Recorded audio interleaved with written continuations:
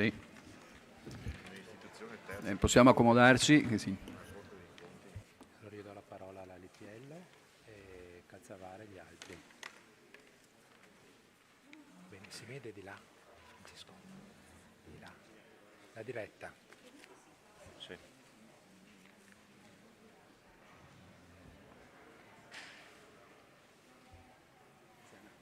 Bene, partiamo. Parto io. Do la parola io.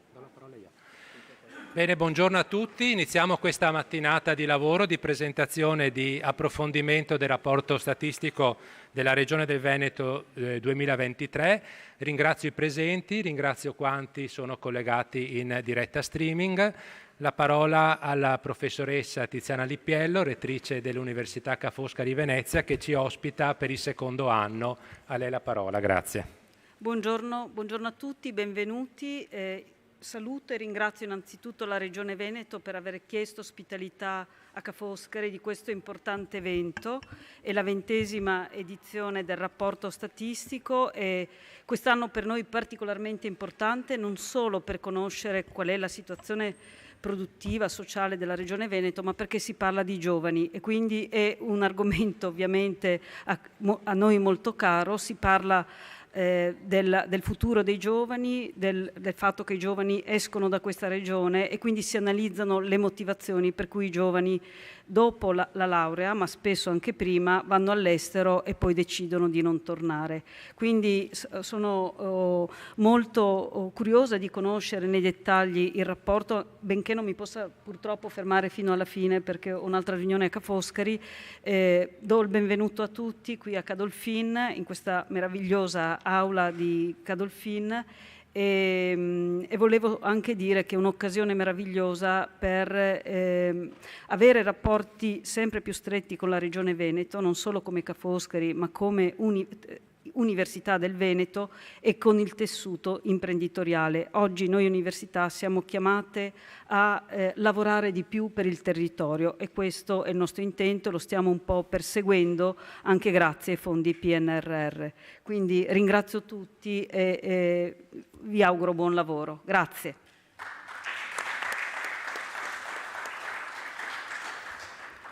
Grazie professoressa, grazie ancora per l'ospitalità. La parola all'assessore alla programmazione e bilancio della Regione del Veneto, Francesco Calzavara. Grazie.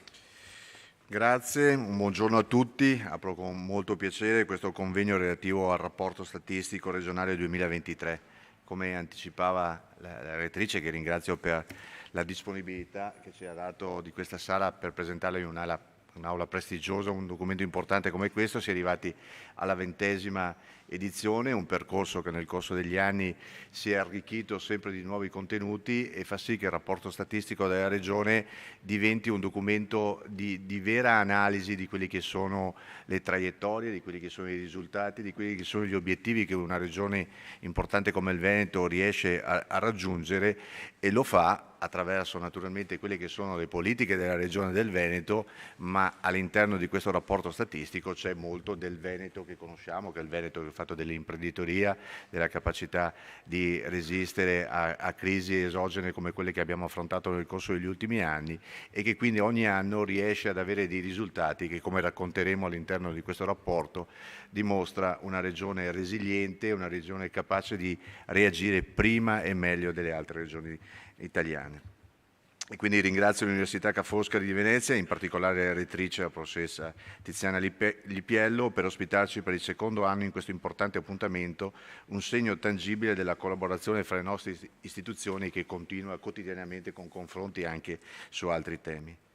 Come anche ringrazio i rappresentanti delle altre istituzioni, i rappresentanti del tavolo di concertazione generale, con cui è in atto da tempo un percorso di discussione e condivisione di percorsi e di policy che arricchiscono il documento di economia e finanza regionale e i contenuti dei programmi cofinanziati con le risorse delle politiche europee di coesione. I numerosi ospiti presenti e collegati in diretta streaming che desiderano condividere questo momento di riflessione.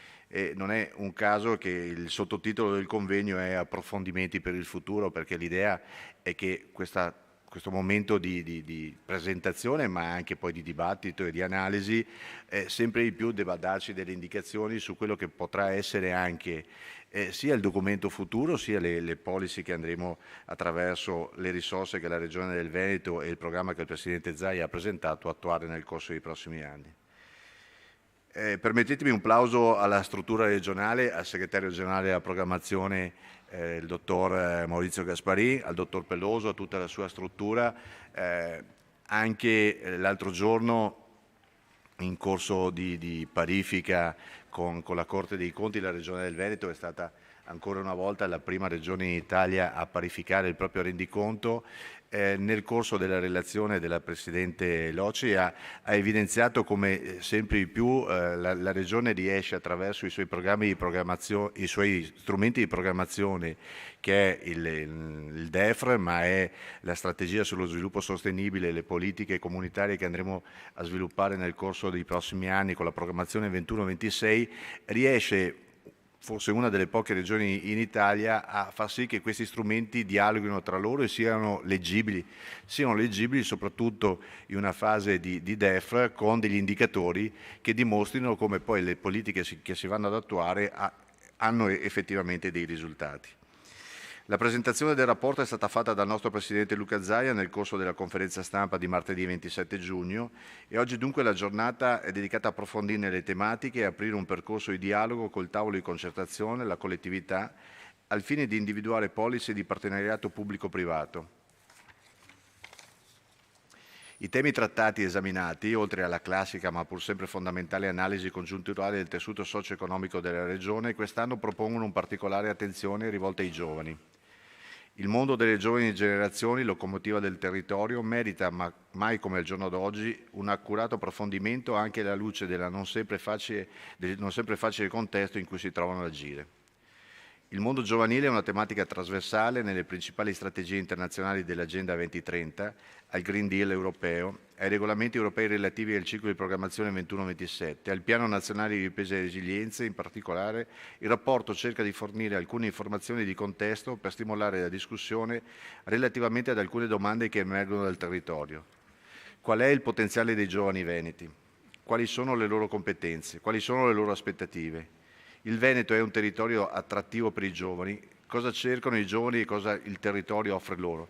Tra l'altro è in corso anche uno studio più approfondito promosso dal Presidente Zaia, proprio per cercare di comprendere quali sono le risposte di alcune di queste domande, proprio per cercare di far sì che il Veneto del futuro sia un Veneto estremamente capace di attrarre talenti e di mantenerli, quelli che sono nel nostro territorio, pur non avendo paura di far sì che questi ragazzi vadano a fare esperienze in giro per il mondo. Io credo che non sia un minus che questi ragazzi, una volta terminato il loro ciclo di studi, abbiano la capacità di relazionarsi con il resto del mondo.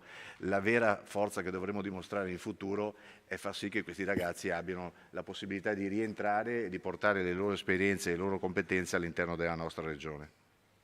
Nell'attuale contesto congiunturale, il rapporto statistico vuole continuare ad essere uno strumento conoscitivo rivolto ai cittadini, famiglie, imprese, enti pubblici e privati, associazioni, studiosi e studenti, finalizzato all'interpretazione di una realtà complessa e in rapida trasformazione. I giovani si ritrovano in un mondo nel quale l'ultimo triennio è stato scosso da una serie di eventi esogeni che hanno influenzato in maniera sostanziale il ciclo economico. Il 2020 verrà ricordato nella storia come l'anno del Covid e del lockdown. Il 2021 come l'anno del recupero post-pandemico, il 2022 come quello della guerra Russia-Ucraina e dello shock energetico con le note conseguenze sul rialzo dei prezzi. Ci troviamo in una fase congiunturale di estrema incertezza. Da un lato il 2022 ha goduto di un relativo assestamento della pandemia che ha permesso la riduzione delle restrizioni e il conseguente aumento della produzione industriale e dei consumi, oltre che l'intensificarsi del mercato internazionale. Dall'altro, il 2022 è stato scosso prepotentemente dal conflitto tra Russia e Ucraina, che ha portato assieme a lutti e macerie, pesanti conseguenze economiche ancora in atto e di cui è difficile prevedere la conclusione. La guerra ha accentuato il rialzo dei prezzi delle materie prime, in primis energetiche. L'economia mondiale si è mostrata flessibile al cambiamento e ha superato il 2022 meglio rispetto a quanto prospettato. Ciò nonostante, lo scenario economico è ancora caratterizzato dall'incertezza legata al protrarsi del conflitto tra Russia e Ucraina, alle tensioni dei mercati finanziari, all'attenzione ancora alta delle banche centrali nei confronti dell'inflazione. Il Veneto è una regione che statisticamente ha dimostrato una solerte reazione di fronte alle prove esogene. Lo dimostra la crescita del 3,9 del PIL nel 2022 e una crescita prevista pari all'1% per il 2024. La tenuta delle imprese, le vendite all'estero dei nostri prodotti considerati globalmente d'eccellenza, la ripresa del turismo nei bellissimi territori che tutto il mondo ci invidia. Nel 2022 il Veneto esporta merci per un valore pari a 82,1 miliardi di euro, evidenziando una crescita del 16% rispetto al 2021, anche se in parte il consistente incremento delle esportazioni in termini di valore potrebbe in parte riflettere l'aumento inflattivo.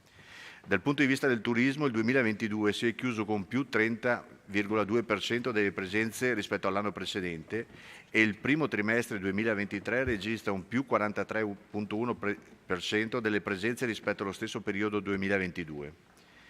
L'attrattività esercitata sui clienti più affezionati è dimostrata in primis dalle presenze tedesche che aumentano addirittura rispetto al 2019 per pandemia, più 5,9%, ma si evidenzia anche un importante ritorno degli americani, più 8,7% rispetto al 2019. Ecco, questa perché poi anche nel corso della presentazione e delle domande che la stampa ci ha fatto durante la conferenza stampa è la dimostrazione dell'importanza sempre di più di una regione che ha la capacità di essere attrattrice di dati in tempo reale, perché in alcuni casi il rapporto statistico, anzi nella buona parte dei casi il rapporto statistico ci dice quello che è successo nel 2022, quindi presentiamo una fotografia di quello che è stato l'andamento del 2022, ma ad esempio nel mondo turistico, con la capacità di avere le presenze quasi in tempo reale, riusciamo a dare anche dati e scenari contemporanei che ci permettono di comprendere anche com'è l'evoluzione della domanda e dell'offerta. Altro punto di forza del Veneto è il mercato del lavoro. Dopo la riduzione del 2020 e la crescita contenuta nel 2021 e 2022, il numero di occupati in Veneto aumenta del 3,1 rispetto all'anno precedente e il tasso di occupazione è pari al 67,8, superando anche quello del 2019 e molto al di sopra del dato medio nazionale che si attesta al 60,1%. Contemporaneamente si registra anche una forte diminuzione del numero di persone in cerca di occupazione e il tasso di disoccupazione veneto scende al 4,3%, la seconda quota più bassa fra le regioni d'Italia, la media italiana è l'8,2%. Ma veniamo al focus sui giovani. Dobbiamo innanzitutto prendere atto della situazione demografica. La popolazione del Veneto, come quella italiana, è da tempo interessata da un processo di invecchiamento a causa dell'aumento della longevità e del crollo delle nascite.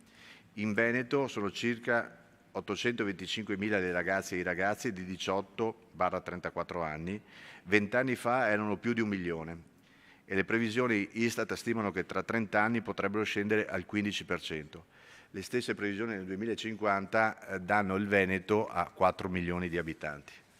Quindi il tema sarà sicuro quello dei giovani, ma sarà un tema complessivamente importante da affrontare, perché pensare di perdere 1 milione di residenti nel Veneto vuol dire mettere in difficoltà un sistema che finora ha dato quei risultati che presentiamo anche oggi. La transizione verso la vita autonoma si snoda tra percorsi sempre più articolati. Rispetto ai coetanei europei, i nostri giovani tendono a posticipare l'indipendenza abitativa e le altre tappe della vita autonoma. Nel 2021 in Veneto il 64% dei giovani vive ancora a casa con i genitori, la media italiana è il 67,6%, mentre in Europa è il 50%. Tra i giovani che rimangono a casa con i genitori, poco più di un terzo sono studenti, il 19% sono disoccupati, mentre la maggioranza, il 46%, risulta occupato, ma non sempre con reddito tale da consentire la piena autonomia. Cambia negli anni anche il modello di fecondità. Il numero medio di figli che una donna mette al mondo scende in Veneto da 1,46 nel 2000% del 2008 a 1,27 del 2022. La media italiana è dell'1,24. Nonostante il desiderato continui ad essere quello di 2 figli. A fronte di questa situazione del rapporto emerge anche come gli studenti veneti siano tra i più preparati d'Italia, primi per i punteggi più alti ai test sia di italiano che di matematica. Ciò facilita l'inserimento al lavoro in una regione dove le opportunità offerte sono già più alte rispetto alla maggior parte delle altre regioni. Il Veneto, con un tasso di occupazione giovanile di oltre il 58%, si classifica alla terza regione per i livelli più alti di occupazione in Italia. Minore è poi lo spreco di talento giovanile, in diminuzione rispetto all'anno scorso i NEET, che sono appena il 13,1%, ovvero la terza quota più bassa in Italia. Non mancano però le criticità. Fra i giovani c'è più rischio di vulnerabilità, più i precari e stipendi più bassi. Sono 35% gli occupati giovani precari contro l'8% fra gli over 35. L'istruzione è uno strumento in mano ai giovani, infatti studiare paga. A titoli di studio più elevati si associano migliori prospettive nel lavoro e stipendi più alti.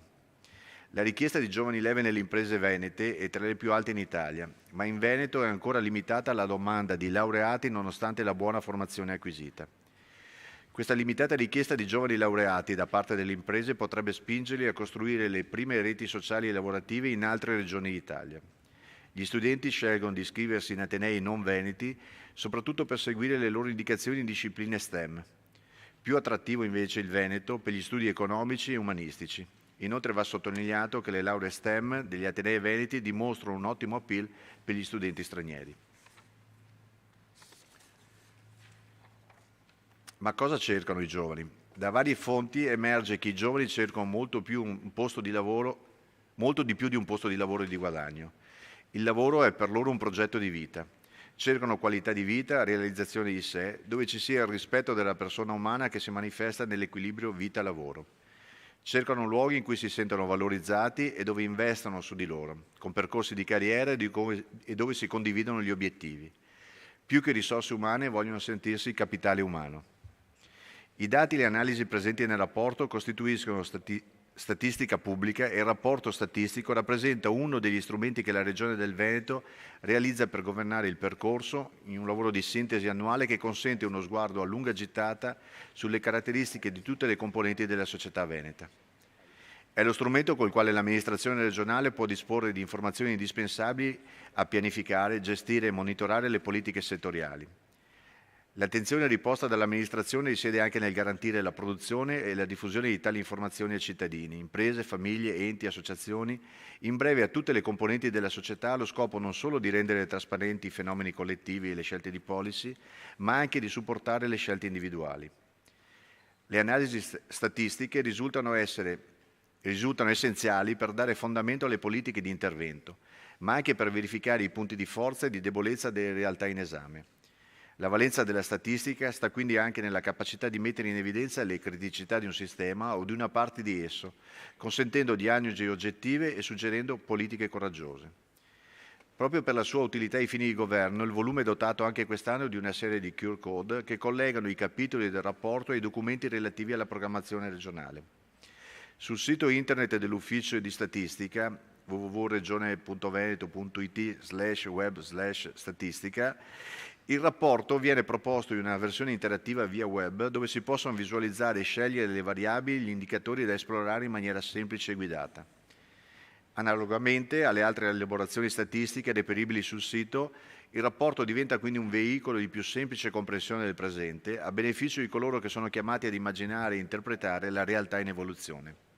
Vi invito pertanto a visitare il sito della statistica all'interno di quello istituzionale della Regione del Veneto, ricco di dati e analisi su vari argomenti di facile fruizione e in continuo aggiornamento, nell'auspicio che i dati e le analisi contenuti in questo studio possano contribuire a fornire uno sguardo imparziale, accessibile e adeguatamente illustrato sulla realtà del territorio veneto. Come dicevo, con oggi iniziamo un percorso di approfondimento e condivisione, in particolare con i componenti del tavolo di concertazione generale, incentrato sul tema dei giovani. Nel territorio regionale numerose sono le esperienze maturate grazie agli impegni degli enti locali, del sistema educativo e delle università, delle rappresentanze economiche e sociali e del terzo settore. Si tratta ora di compiere un ulteriore passo in avanti, mettendo a sistema questo ricco insieme di policy, valorizzando il ruolo di ciascuno, consapevoli che il valore aggiunto sia costituito dal mettere a sistema quanto di positivo stiamo facendo e possa essere rinforzato con ulteriori iniziative che vedano insieme il settore pubblico con quello privato, in un'ottica di sinergia e coordinamento. E con questi obiettivi auguro a tutti un buon lavoro. Grazie.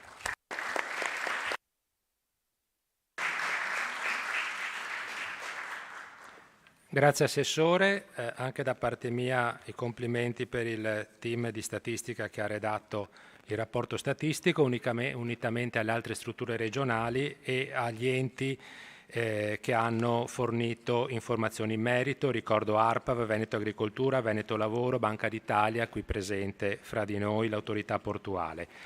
Darei la parola alla dottoressa Angela Pederiva perché adesso inizia la seconda parte di questo incontro attraverso 2 tavole rotonde precedute da alcuni video molto brevi di stimolo alla discussione. Prego dottoressa e grazie.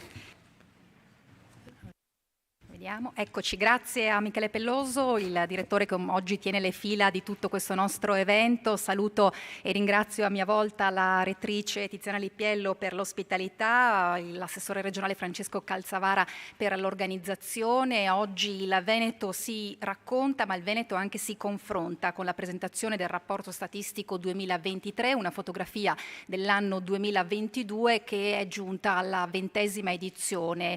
Mi correggano gli statistici in aula se sbaglio, ma 20 anni credo siano un periodo statisticamente significativo anche per fare dei confronti, per tirare dei bilanci. Questo vuole essere un po' anche lo spunto dal quale partire quest'oggi, cioè tradurre quella raffica di numeri molto interessanti che troviamo esposti in questo rapporto di oltre 130 pagine, che poi sentiremo sintetizzati anche in alcuni video, in politiche, cioè che cosa fare, con particolare riferimento certo alla congiuntura, che è un po' la parte per così dire fissa di questo rapporto statistico anno dopo anno, ma anche per la seconda sezione, cioè l'approfondimento tematico annuale. Negli anni si è parlato di tante questioni, peraltro ancora di stringente attualità, penso solo agli ultimi argomenti che erano stati affrontati, dalla digitalizzazione all'energia, alla transizione verde. Ebbene, quest'anno il focus è tutto sui giovani, perché il pensiero condiviso, penso, da tutto questo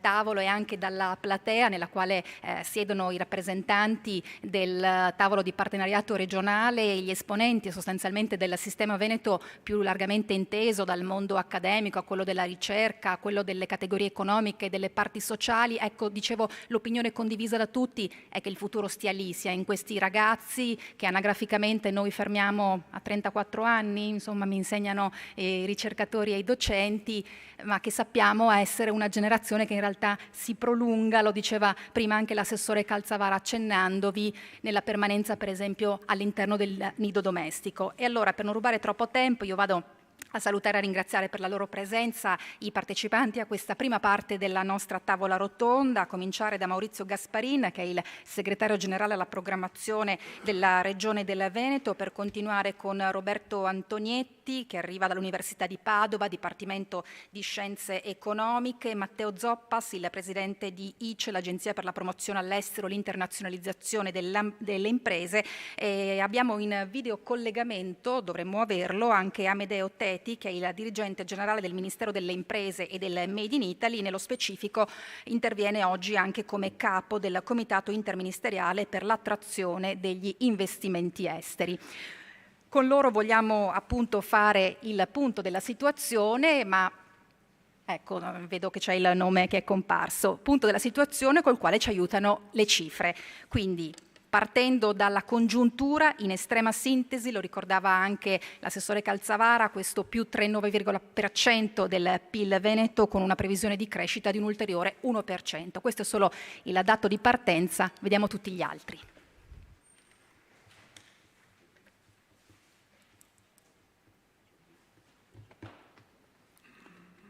Dovrebbe esserci il video, ma è il bello della diretta questo, per cui le luci si spengono e arriva il video. Rispetto all'anno scorso, la tua condizione economica è migliorata o peggiorata? Rispetto all'anno scorso la mia condizione economica è sicuramente migliorata. Quest'anno ho aperto la partita IVA, quindi ho iniziato un lavoro un po' più stabile e ho delle entrate che sono più fisse nonostante la partita IVA e il mio lavoro. Rispetto all'anno scorso la mia condizione economica è rimasta abbastanza stabile. Rispetto all'anno scorso la condizione economica è peggiorata sia dal punto di vista lavorativo che dal punto di vista poi gestionale dell'economia in generale, visto anche il periodo che stiamo vivendo. L'anno scorso la mia condizione economica è sicuramente migliorata, io arrivo da un cambio di lavoro, quindi abbiamo aperto varie attività nuove e di conseguenza insomma stanno già iniziando a generare reddito. Come vedi il tuo reddito futuro? Il mio reddito futuro lo vedo molto incerto, anche per quelli che possono essere dei riferimenti proprio futuri per poter valutare di fare qualcosa o di investire in qualcosa. Il mio reddito futuro, ovviamente, con un accenno un po' di positività, lo vedo positivo, lo vedo in crescita. Per il futuro il mio reddito lo vedo sicuramente in aumento, è una cosa che devo assolutamente porre come obiettivo perché sono un imprenditore. Quale prodotto identifica e caratterizza il Veneto? Da italiano all'estero dico sempre che è il Prosecco. Sicuramente è il vino. Assolutamente è il Prosecco. La più grande denominazione dei vini del mondo, che è il Prosecco. Il vino. Ovviamente la prima cosa che mi viene in mente è il vino. Siamo anche degli ottimi produttori dal punto di vista tessile. I prodotti sono innanzitutto moltissimi: vetro di Murano, la ceramica, l'oreficeria, l'argenteria. Diciamo che il Veneto non è ancora conosciuto a livello mondiale per la tecnologia, ma mai dire mai. Settori delle lavorazioni metallurgiche, delle produzioni chimiche farmaceutiche e anche delle apparecchiature meccaniche. Va dall'high tech a quello che è il comparto dell'aerospazio, piuttosto che le produzioni dell'agroalimentare con i 350 prodotti tipici, il mobile, il fashion e molto altro ancora. Sicuramente la calzatura. Bello, ben fatto e buono, mi viene da dire, potrebbero essere esattamente le declinazioni, poi con delle immagini potrei dirle il vetro di Murano è iconico, così come lo è il Prosecco, l'Amarone. Quali sono i principali mercati di sbocco delle merci prodotte in Veneto? Le produzioni del Veneto si ritrovano in tutto il mondo, ovviamente abbiamo dei mercati molto più vicini che sono rappresentati dalla Germania, dalla Francia, dalla Gran Bretagna, dagli ex paesi PECO, quindi tutto quello che è il centro Europa. Esportiamo per la stragrande maggioranza verso mercati europei. La Germania la fa da padrone e subito dopo arriva la Francia. Gli Stati Uniti d'America sono comunque un mercato molto forte. Siamo forti nei confronti delle esportazioni verso Germania e Francia, picchi massimi noi li abbiamo avuti nel mercato tedesco, americano e francese.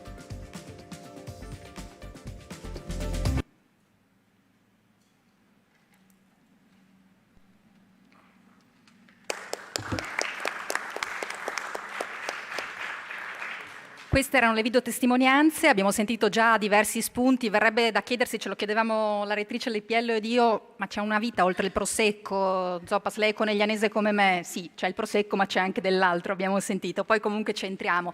Se l'organizzazione è d'accordo, io proporrei anche il secondo video contributo, che è quello relativo appunto ai numeri della statistica, che così ci inquadrano la prima parte del rapporto statistico 2023, partendo dalla congiuntura e da quel titolo che poi trovate all'inizio appunto nel capitolo iniziale con il colore blu che lo contrassegna, quella resilienza agli shock ripetuti che ci dà già l'idea dei traumi che si sono susseguiti in questi anni, che venivano citati anche in precedenza, ma anche della capacità di reazione e di resistenza. Prego il video.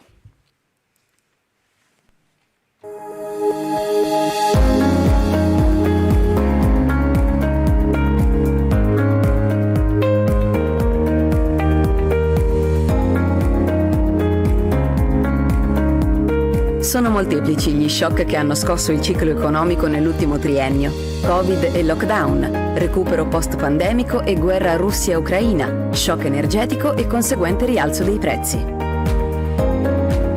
Se nel 2022 assistiamo alla continuazione del recupero post-pandemia, per l'anno in corso ci si attende un andamento favorevole ma in rallentamento. Nel 2022 il Veneto reagisce bene alle nuove sfide. Il PIL a più 3,9%. Nel 2023 è previsto un andamento in linea con quello nazionale. La ricchezza pro capite in Veneto rimane più elevata della media italiana ed europea. Nel 2022 tutti i settori mostrano segni positivi. Nel 2023 e 2024 tutti i settori sono in rallentamento. Si evidenzia come le costruzioni risentano del progressivo esaurirsi degli incentivi sull'edilizia.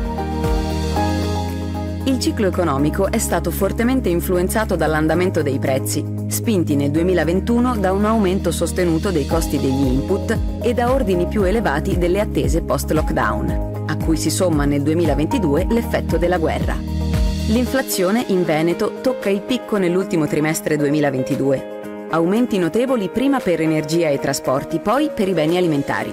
Si assiste ad una fase di rientro nel primo trimestre 2023, già interrotta nel mese di aprile.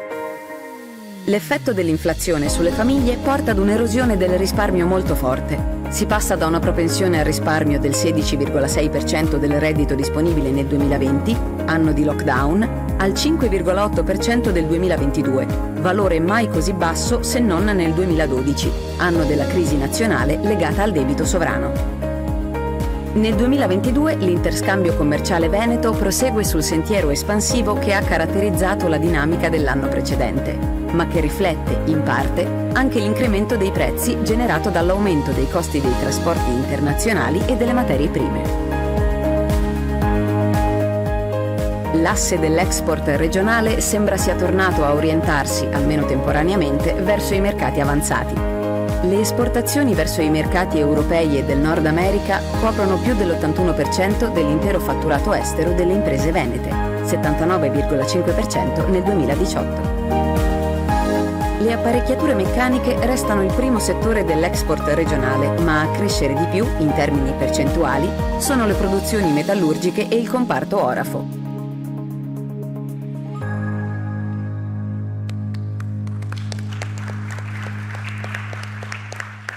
Grazie anche per la capacità di sintesi che questi video hanno avuto. Allora, abbiamo sentito in un contesto nazionale in cui nel 2022 l'economia italiana registra una crescita piuttosto decisa, anche se inferiore rispetto a quella del 2021, il Veneto reagisce bene alle nuove sfide. Abbiamo sentito l'aumento del prodotto interno lordo, anche se persiste una certa preoccupazione per il rialzo dell'inflazione circa il rischio che questo possa poi ostacolare la crescita. Ma tutto questo molto meglio di me può dircelo il professor Antonietti, che si occupa appunto di scienze economiche e che ci può dare un taglio statistico. Che Veneto è quello che in questo 2023 osserviamo rispetto all'anno che si è concluso 6 mesi fa?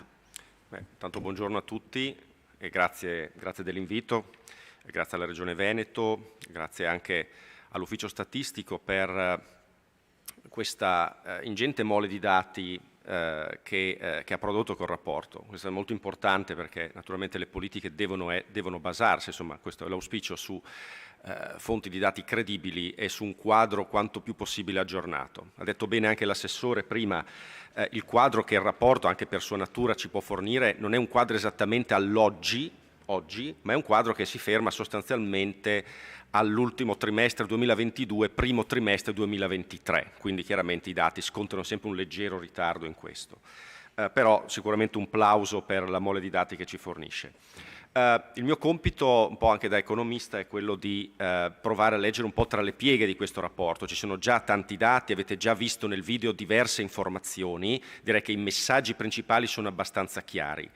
Si è parlato, diciamo in 3 minuti provo a sintetizzare 2-3 punti molto rapidamente, che sono i seguenti. Si è parlato di resilienza, giustamente. Io prima di parlare esattamente di resilienza al 100% preferirei prima parlare di reazione o di resistenza, perché la resilienza implica anche non solo la capacità di assorbire lo shock, ma anche di adattarsi ed eventualmente di trasformarsi in seguito allo shock. Quindi secondo me serve ancora 1 anno o 2 probabilmente per vedere come eventualmente il tessuto produttivo veneto si saprà trasformare. Già ci sono alcuni indizi di questa trasformazione, tra l'altro uno di questi è proprio questa crescita per esempio delle società di capitali, che è molto interessante anche in chiave per i giovani. Detto questo, attenzione. Il compito degli economisti ci chiamano un po' gufi o lupi grigi, ecco perché cerchiamo un po' di riportare coi piedi per terra, un po' tutti, però attenzione ad alcuni aspetti, ok? Questo semplicemente mi preme dire. Il primo è che, come è stato detto, come è stato anche evidenziato, c'è una forte eterogeneità settoriale, quindi di fronte a un dato medio sicuramente positivo, c'è una forte eterogeneità settoriale. L'eterogeneità settoriale significa che i settori si comportano in maniera diversa, probabilmente hanno una resilienza diversa. Attenzione, perché veniamo da un periodo molto complesso, molto particolare, che non è solo la pandemia in sé, che naturalmente è il lockdown, quindi che naturalmente ha generato uno shock effettivamente negativo molto forte, ma sono soprattutto le politiche di reazione che sono state adottate a seguito della pandemia. Quindi tutti i vari piani Marshall o pseudo Marshall, i PNRR, eccetera, eccetera, in tutto il mondo, Cina, Stati Uniti, che hanno in effetti innescato dei fenomeni, probabilmente anche dando il là alla spinta inflazionistica che stiamo vedendo oggi. Questo significa che probabilmente alcuni settori, penso innanzitutto all'edilizia, stanno effettivamente ora vivendo ancora il periodo, l'ondata di piena generata dalle politiche a loro supporto. Si tratterà di vedere nell'immediato futuro quanto questi settori saranno capaci di effettivamente rimanere in piedi in qualche modo dopo appunto la cura a cui sono stati sottoposti. Anche il dato sul turismo è molto interessante, sicuramente siamo forse nella regione d'Italia più come dire, esposta ai flussi turistici, più attrattiva dal punto di vista turistico. Attenzione però che effettivamente i veri settori generatori di valore aggiunto non sono i servizi come il turismo. Lo sono, per carità, accidenti, non è che naturalmente io neghi questi, però sono appunto i settori che abbiamo visto prima, sono i settori della metallurgia, sono i settori della meccanica in cui il cuore della regione esporta in tutto il mondo. E proprio sulle esportazioni vorrei accendere l'ultima lampadina. L'export è sicuramente nel DNA di questa regione e ha contribuito e contribuirà nel futuro a caratterizzare la resilienza di questa regione. Però stiamo attenti a un dato che secondo me è molto importante. I dati che vediamo sono dati in valore e i dati in valore scontano l'effetto prezzo. Cosa hanno fatto tante imprese, anche qui in maniera eterogenea, dipende dai settori, dipende dalla loro dimensione, se c'era tempo ne discuteremo più approfonditamente dopo. Le imprese hanno reagito a questi aumenti vorticosi nei costi dell'energia, nei costi delle materie prime, principalmente facendo due cose. Uno, rinegoziando i contratti di fornitura, ma questo lo possono fare alcuni tipi di impresa. Due, aumentando i prezzi. Quindi l'aumento di prezzo contribuisce ad aumentare il valore delle esportazioni a fronte di variazioni in volume non nella stessa misura, più o meno stabili. Quindi diciamo questo è un dato che va tenuto in considerazione perché secondo me, ecco, qui si innescano appunto le politiche, qui si innesca la vera resilienza. Nel futuro prossimo bisognerà evidentemente provare ad aumentare, a fronte di un prevedibile forse calo nei prezzi, ad aumentare la quantità, quindi i volumi di beni venduti. Però su questo, ecco, il Veneto è sicuramente una delle regioni migliori d'Italia perché è una regione che ha sempre basato le proprie esportazioni non tanto sulla competitività di prezzo, ma sulla competitività non di prezzo, cioè sulla qualità dei prodotti. E questo, diciamo, è un elemento sicuramente molto importante che si unisce a un aspetto che diciamo lancio e se volete ne discuteremo dopo, che è quello appunto della complessità, della sofisticatezza dei prodotti, appunto, delle manifatture prodotte in Veneto. Grazie. Grazie a lei professore, anche già per questo avvertimento monito iniziale che ci dà poi l'occasione appunto di tornarci con una riflessione su questo, ma mi ha già dato l'occasione anche per dire se questi sono i numeri come li traduciamo in parole, e cioè in politiche. Segretario Gasparin, lei sostanzialmente è, la posso definire, il direttore generale della regione, no? Quindi colui che sovrintende a tutta la struttura tecnica e che accompagna quindi la parte politica nell'attuazione delle cosiddette policies. In questi anni che cosa ha fatto la regione, posto che siamo alla 20ª edizione di un rapporto statistico, quindi abbiamo l'opportunità oggi anche di guardare un po' indietro a quello che è stato compiuto per allungare lo sguardo in avanti e capire che cosa si può fare ancora, come può essere meglio tarato l'obiettivo. Glielo chiedo alla luce del fatto che in questa sala è gremita dei rappresentanti di quel tavolo di partenariato che ci seguono, ci ascoltano, insieme naturalmente a coloro che sono in questo momento sintonizzati attraverso lo streaming. Come siete riusciti a tenere insieme tutto il cosiddetto sistema Veneto? Buongiorno a tutti. Allora, innanzitutto vorrei evidenziare l'impegno che si è assunta l'amministrazione regionale con questa edizione nel definire un percorso di presentazione di un dato statistico, il rapporto statistico, quindi rappresentando la congiuntura che viene evidenziata nei numeri che sono stati anticipati prima, e affiancando al momento della presentazione anche un momento di riflessione, di confronto. Questo è un obiettivo che ci siamo posti e che sarà sempre più sviluppato nei prossimi anni. Il tavolo di partenariato. Il tavolo di partenariato è un soggetto di riferimento per tutta l'amministrazione regionale, è stato voluto dal Presidente e dall'assessore Calzavara, perché è il luogo del confronto sistematico della programmazione strategica della Regione, che si sviluppa attraverso ovviamente degli obiettivi strategici, di programmi che andrò velocemente a rappresentare. Sul tema congiuntura non mi soffermo, quindi sono stati evidenziati sia nella conferenza stampa del 27 scorso dal Presidente Zaia, anche dall'assessore Calzavara, i numeri, peraltro confortanti, in una condizione legata a fattori esogeni che non erano particolarmente favorevoli, che lo ha citato prima il professore quando ha fatto riferimento al 20, anno della pandemia, al 21 la ripresa, poi lo shock energetico, una serie di elementi che non manifestavano in termini di prospettiva una ricaduta così positiva sul sistema economico, anche su quello veneto. Tornando però sulla questione degli strumenti di programmazione, la Regione ha definito e sta coordinando e collegando assieme 3 strumenti fondamentali. Il DEFRE, che è il documento di economia e finanza, che è l'elemento guida, la cornice dentro la quale poi c'è tutto un lavoro di monitoraggio di altri 2 strumenti, il PNR, mi soffermerò in modo particolare su questo aspetto, e poi le politiche di coesione, quindi i finanziamenti che vengono concessi da parte dell'Europa, dello Stato e della Regione e che hanno una ricaduta importante sul sistema economico regionale.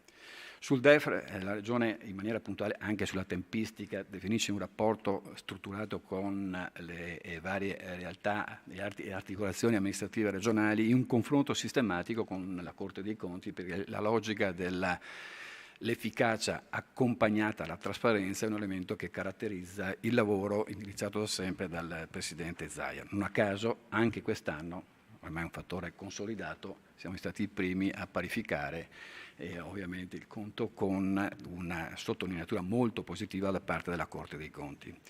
Sul tema PNR, ricordiamoci tutti che questo è uno strumento fondamentale per il sistema Paese, non solo per la Regione Veneto.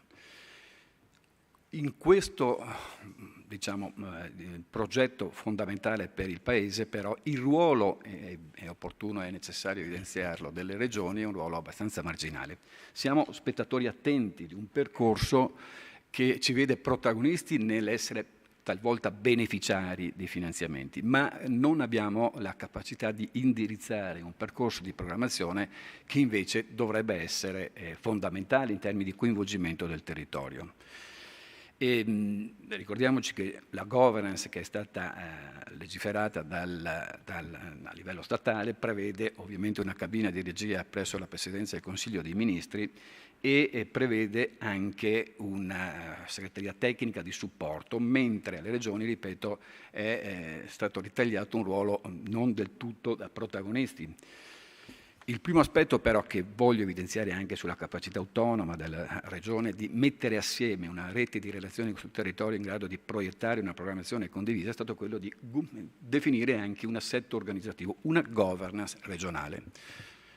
Come lo abbiamo fatto? Innanzitutto istituendo due strutture fondamentali, una che segue in maniera puntuale settimanalmente il monitoraggio delle risorse finanziarie destinate al territorio, e un'altra che ha il compito precipuo e strategico di definire, accanto alla messa a terra dei finanziamenti regionali, un piano di semplificazione amministrativa, cioè di semplificazione di rapporti tra amministrazione pubblica, in questo caso regioni e sistema delle autonomie locali, e le imprese, la società civile.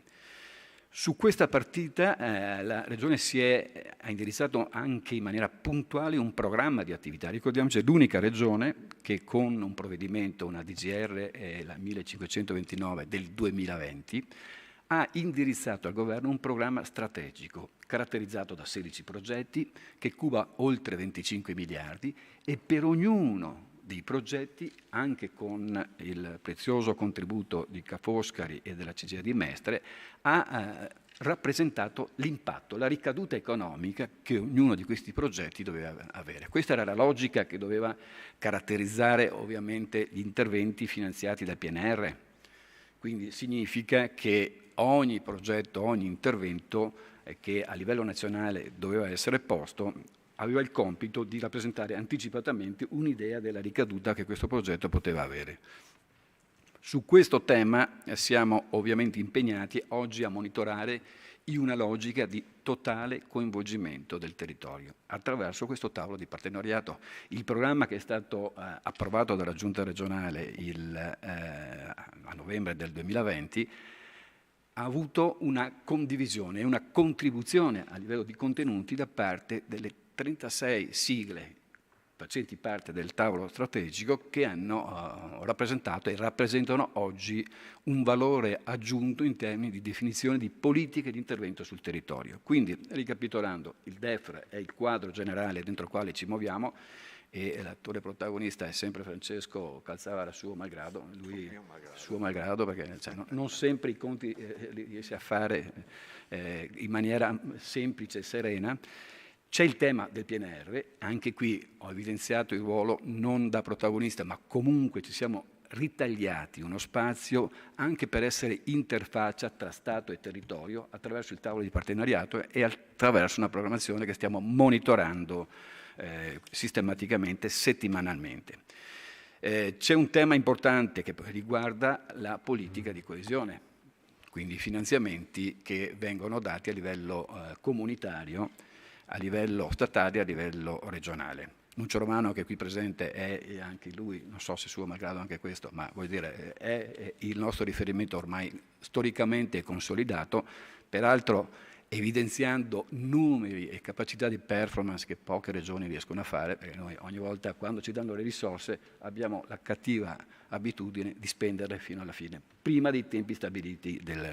Questo è frutto di un lavoro di squadra che la politica regionale e le strutture regionali le stanno portando avanti. Quindi la logica è riproporre attraverso questi strumenti un piano strategico di coinvolgimento del territorio in grado di essere una spinta strategica per il futuro. Questo appuntamento, rinnovato anche il prossimo anno, magari articolato in maniera ancora più significativa, dovrà essere la spinta iniziale per poter aggregare, ripeto, il territorio e quantificare, definire contenuti sempre più performanti per la Regione Veneto. Grazie segretario per questo affresco sulla programmazione regionale, poi entreremo anche nello specifico perché mi risulta che sia stata approvata di recente una delibera che fa un po' a fagiolo, cade un po' a fagiolo oggi perché fa il punto proprio sull'attrazione degli investimenti esteri e di conseguenza anche dei talenti sul nostro territorio, che è un po' la risposta anche a quegli spunti, diciamo, statistici che erano arrivati dalla presentazione della congiuntura.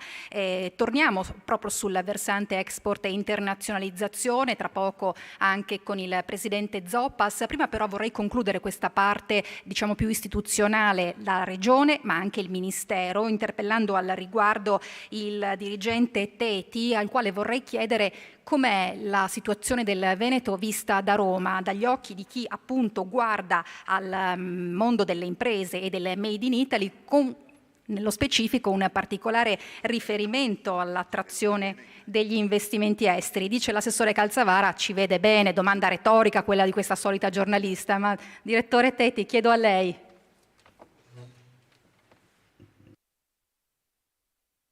Forse c'è un problema di audio che magari... Sentite adesso? Eccoci, adesso la no, credo che sia il microfono... Ah, c'è, però lo vedo barrato di nuovo, è in muto... Scusa? Perfetto, adesso la sentiamo, grazie. Grazie a voi, scusate io per il problema tecnico. Innanzitutto ringrazio il segretario generale Gasparin, la Regione per questo invito che mi hanno fatto, saluto tutti, le autorità, i colleghi che partecipano. In tema di attrazione investimenti, premetto una cosa, noi come governo ci siamo dedicati a questa materia in modo organico e veramente ambizioso negli ultimi mesi. Nel passaggio fra il governo Draghi e il governo Meloni è stato istituito questo sportello unico nazionale, finalmente, dove le politiche di attrazione investimenti vengono viste quindi in un'ottica nazionale. Ma non possiamo dimenticare il lavoro importante che è stato fatto in tutti questi anni dalle regioni dell'Italia, perché, come sapete, in questa materia, come anche nella internazionalizzazione, la competenza è ripartita in parti uguali fra regioni e Stato. E quindi il ruolo importante che abbiamo noi è quello anche di fare un po' da collettori e lavorare insieme, cooperare insieme alle regioni. In particolare il Veneto, a mio modo di vedere, è una regione veramente di grande attrazione, di grande attrattività. Innanzitutto perché ha un gap col passato da colmare. Diciamo che in passato nel Veneto si sono viste molte attività, diciamo, delocalizzative. Si partiva prima verso il Friuli, poi verso l'Europa est vicina, poi verso la Cina, eccetera. Quindi le potenzialità del Veneto di recuperare molta attrazione di investimenti sono enormi. Ovviamente anche per la situazione geografica in cui si trova, al centro, diciamo, dell'intermodalità italiana del nord-est, quindi grande vicinanza alla Germania, all'Austria, a tutti i quadranti delle direttrici che portano verso l'Europa. Come sapete, col ministro Urso stiamo ad esempio lavorando per recuperare un gap di logistica e intermodalità verso l'Ucraina, perché ci porti, diciamo, verso quel paese e poi un domani magari, quando tornerà la pace, di nuovo verso le regioni dell'est Europa.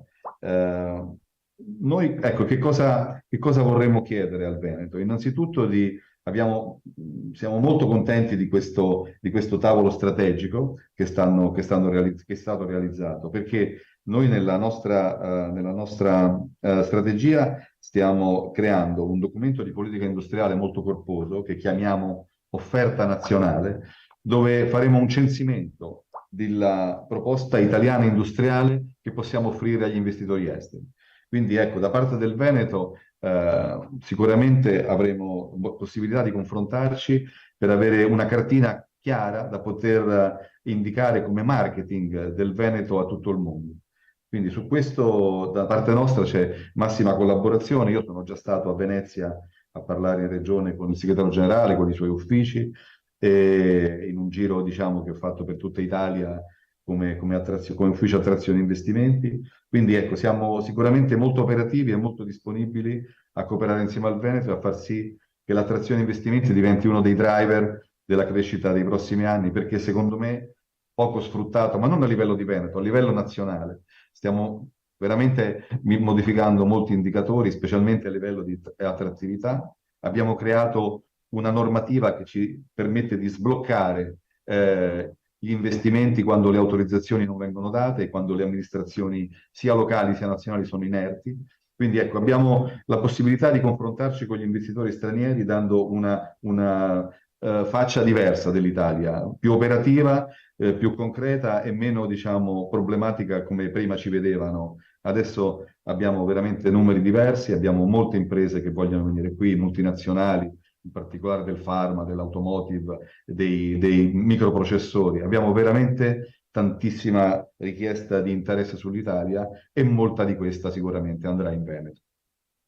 E allora grazie per questo annuncio che è ben più che un auspicio. Questo dunque è il punto di vista della pubblica amministrazione. Presidente Zoppas, adesso tocca alle imprese. Abbiamo sentito prima quanto il Veneto abbia esportato nel 2022, pur con quella interessante annotazione sul possibile, lo dico tra virgolette, doping del valore dovuto al necessario aumento del prezzo per contenere lo shock energetico. Glielo chiedo alla luce del fatto che dal suo osservatorio, quello di ICE, oltre che da quello di imprenditore, lei sa bene quanto pesante sia stato l'impatto appunto dei traumi degli ultimi anni, la pandemia prima e la guerra poi.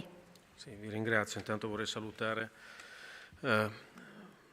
Maurizio Gasperin, Francesco Calzavara, la rettrice Lippiello e anche Amedeo Teti, con il quale collaboriamo con il MIMIT, persona molto competente, così molto competente anche il ministro Urso, che ha molto lavorato sulle questioni dell'estero in passato e quindi una competenza, un'interfaccia molto competente anche sullo sviluppo del recente decreto Made in Italy.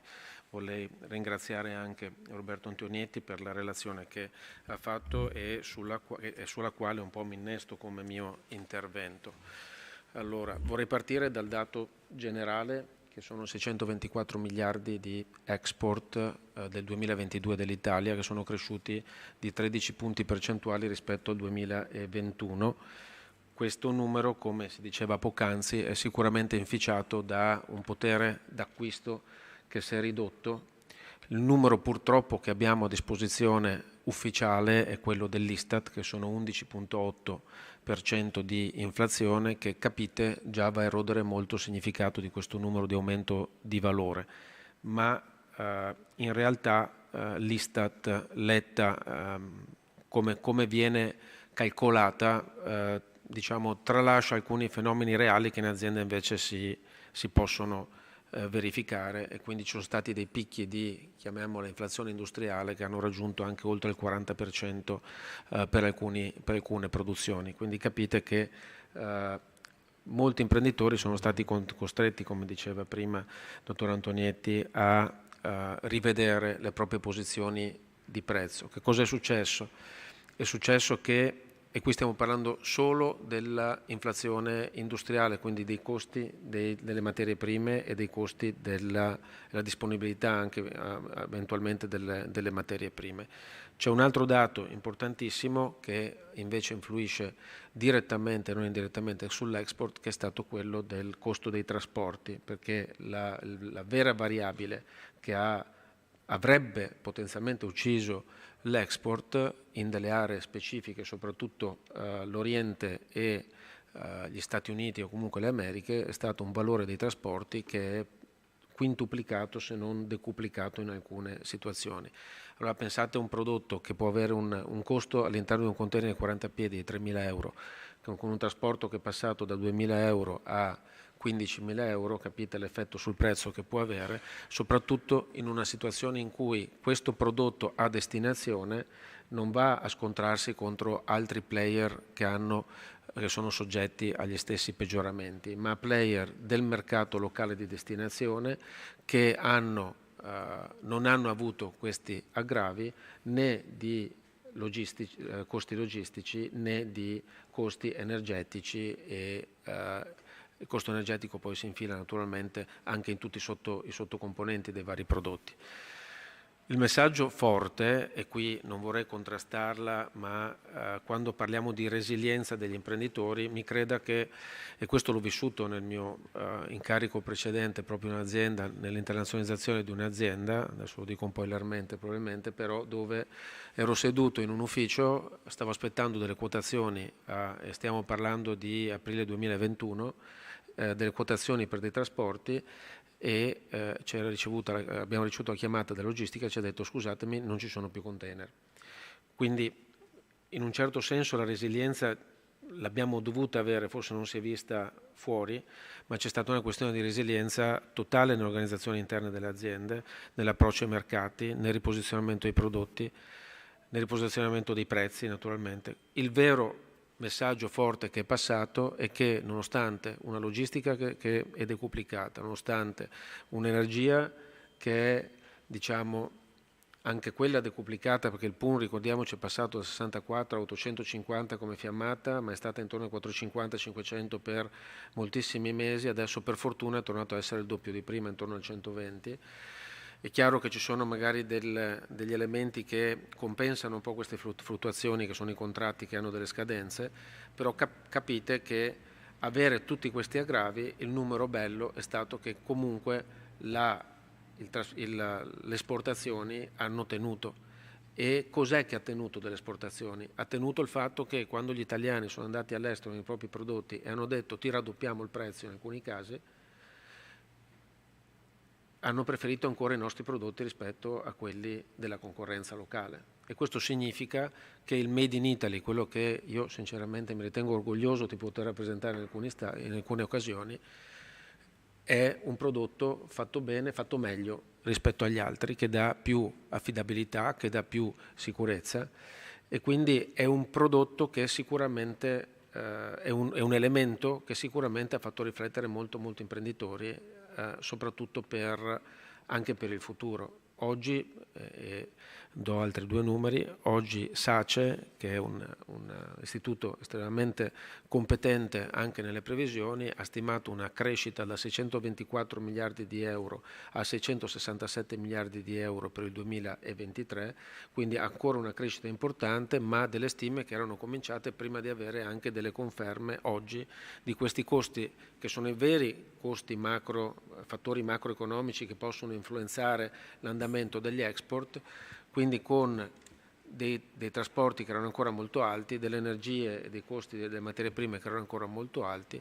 Io credo che questi 667 miliardi riusciremo, se non succede qualcos'altro o se non ci sono effetti di magazzini eccetera eccetera, come sappiamo perché tutto è multivariato, a raggiungerli, forse anche a superarli, quindi vorrei dare un messaggio di positività. Il Veneto, 80 miliardi di esportazioni come è stato detto prima, comunque in tiro con un 16% in più rispetto all'anno scorso, per cui più della media nazionale, e nei primi 3 mesi del 2023 è ancora in una zona positiva con un 9%, sappiamo che l'inflazione è leggermente più bassa, per cui anche a livello di volumi è molto probabile che ci sarà una sorpresa positiva, e devo dire che naturalmente terza regione italiana come export, i prodotti del Veneto, soprattutto macchinari, soprattutto attrezzature, ma non solo, abbiamo parlato del vino, il Prosecco nel 2022 ha fatto il 50% in più rispetto al 2019 e circa il 30%, 20% in più rispetto al 2021, sono dei prodotti che stanno tirando, ci sono dei gioiellini di questa regione che faranno difficoltà a mollare. Chiudo, perché vedo che lei scalpita, chiudo dicendo che noi abbiamo anche un input molto forte da parte del nostro Ministero. Noi rispondiamo a 2 ministeri, soprattutto il MIMIT, oggi rappresentato da Amedeo Teti, ma anche il MAECI, il Ministero degli Affari Esteri, e il primo input che mi è stato dato proprio da Antonio Tajani in prima riunione che abbiamo fatto, quando si è chiesto che cosa ti aspetti da ICE in questo mandato, è stato lapidario nel senso buono del termine, dicendo più export vuol dire più economia in Italia, vuol dire più occupazione, quindi c'è una forte spinta di tutto il governo per mettere al centro il Made in Italy e le esportazioni per avere una fonte di economia più forte. Grazie Presidente, non me ne voglio, questo ingrato compito oggi di dover anche far rispettare i tempi, ma ci stiamo abbastanza riuscendo. Fin qui dunque la cornice macro, ma che cosa c'è in questo quadro? Quali sono le componenti sociali che stanno dentro la congiuntura? E allora lo vediamo dai settori, a cominciare dalla economia turistica, per continuare con la dimensione occupazionale. Vi proponiamo infatti altri 2 video, i numeri, ma anche le valutazioni, le richieste e le risposte. Da un lato dei giovani imprenditori o osservatori, dall'altro invece dei più maturi politici e amministratori regionali. Sentiamo.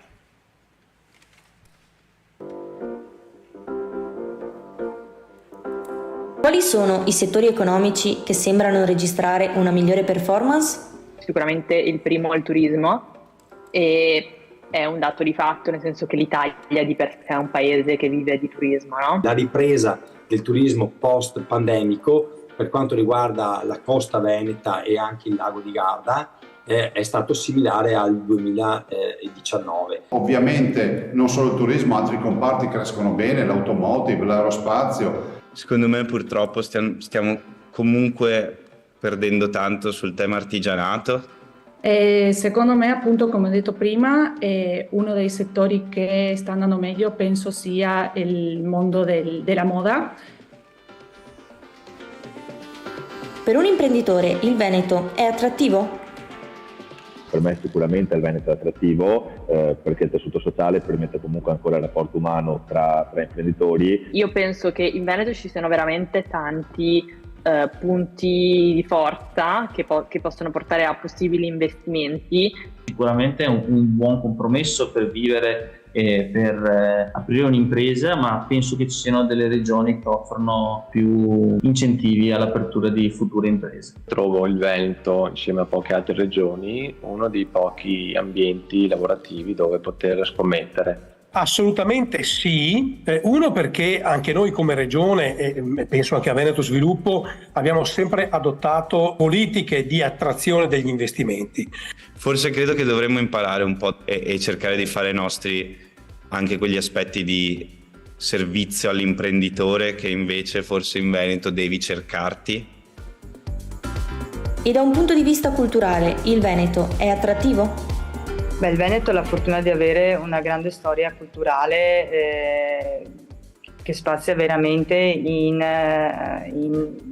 secoli e secoli. Il fatto che è un posto meraviglioso da visitare, diciamo che da Venezia, Verona e Treviso ovviamente. Diciamo un turismo culturale che rischia a volte di essere scadente, ovvero che da un lato sappiamo che Venezia è una perla, no? Cioè un museo a cielo aperto, però dall'altro è molto importante secondo me anche avere un turismo che sia di qualità, ovvero un turismo che arriva, che investe e che lascia qualcosa, non un turismo che arriva, che mangia e che se ne va. Diciamo che il comportamento dei turisti negli ultimi anni ovviamente è cambiato molto, soprattutto dopo la pandemia, e ultimamente la durata del soggiorno in tutte le tipologie di destinazione sta ritornando ai valori pre-Covid, quindi il turista si muove di più ovviamente.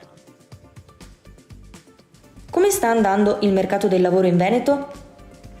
Il mercato del lavoro in Veneto procede con non pochi problemi, ma questa volta li dobbiamo vedere al contrario, perché il problema non è la disoccupazione ma è l'occupazione, cioè trovare persone disponibili a lavorare, visto e considerato che c'è una grande richiesta da parte delle imprese. Sulla base del percepito, l'occupazione comunque in Veneto mi sembra alta. Ho un dubbio sui salari, che comunque io stessa che discuto e dialogo con molti ragazzi e ragazze che comunque fanno dei lavori part-time, per quanto il Veneto sia una regione molto ricca, secondo me non sono adeguati a quello che è il livello europeo. Magari quella persona il lavoro lo prende anche, però poi bisogna vedere se è un'occupazione, cioè riesce a mantenersi. Il mercato del lavoro in Veneto oggi è molto vivace. Noi oggi abbiamo fatto il record di assunzioni e c'è un sistema in Veneto organizzato che accompagna nella transizione tra mondo dell'istruzione e della formazione e lavoro. Siamo tra le regioni che hanno investito di più negli ITS, l'istruzione tecnologica superiore, le academy, e poi c'è tutto ciò che riguarda i servizi per il lavoro.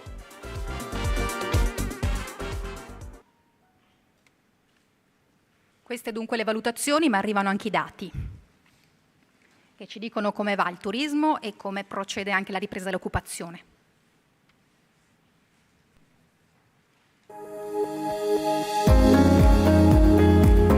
Andiamo ad analizzare cosa ha caratterizzato nell'ultimo periodo le componenti economico-sociali del Veneto. Dopo il crollo dovuto alla pandemia, il turismo nel 2022 torna quasi alle presenze del 2019 grazie al forte aumento rispetto al 2021, più 30,2%. Anche il primo trimestre 2023 promette bene, più 43,1% rispetto allo stesso periodo dello scorso anno. Tutti i comprensori sono fortemente attrattivi, recuperano più velocemente mare e lago. Nel 2022 si assiste al notevole incremento del turismo di vicinanza, in particolare tedesco e austriaco. Mancano ancora i turisti asiatici che stanno tornando a viaggiare solo nel 2023. Il 2022 si chiude con una riduzione del numero di imprese venete. Prosegue il processo di ristrutturazione del sistema imprenditoriale, che tende a far crescere la qualità organizzativa del tessuto imprenditoriale e a far sopravvivere le imprese più organizzate a scapito delle altre nature giuridiche.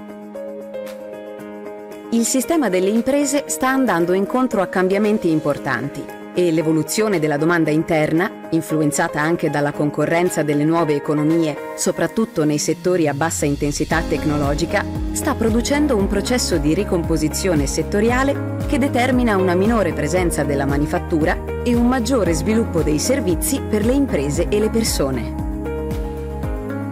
Anche l'occupazione è in ripresa. Forti i segnali nel 2022 e all'inizio del 2023. Nel 2022 l'occupazione cresce del 3,1%, superando anche i livelli prepandemici. In aumento le assunzioni anche all'inizio dell'anno. In particolare la crescita è guidata dal turismo e sempre più bassa è la richiesta di CIG.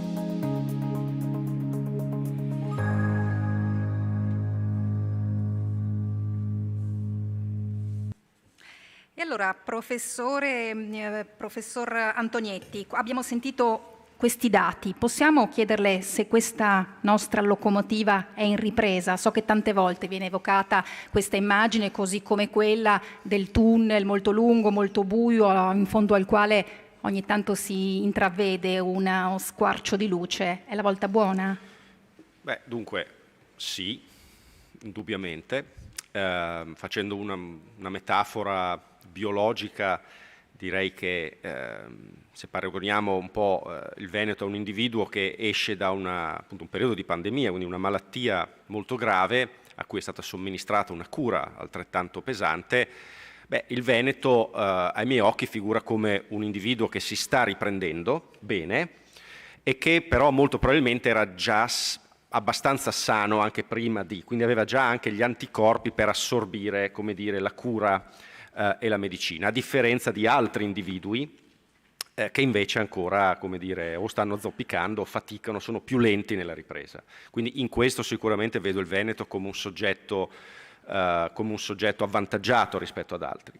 E perché avvantaggiato? Questo è il punto. Perché il Veneto assieme, diciamo, al nord-est anche, perché allargherei il campo anche a Emilia-Romagna, in parte anche al Friuli, perché forse anche più della Lombardia da certi punti di vista, perché il Veneto sta in qualche modo emergendo, riemergendo dopo un periodo sicuramente molto, molto buio, ma sta riemergendo anche molto rapidamente.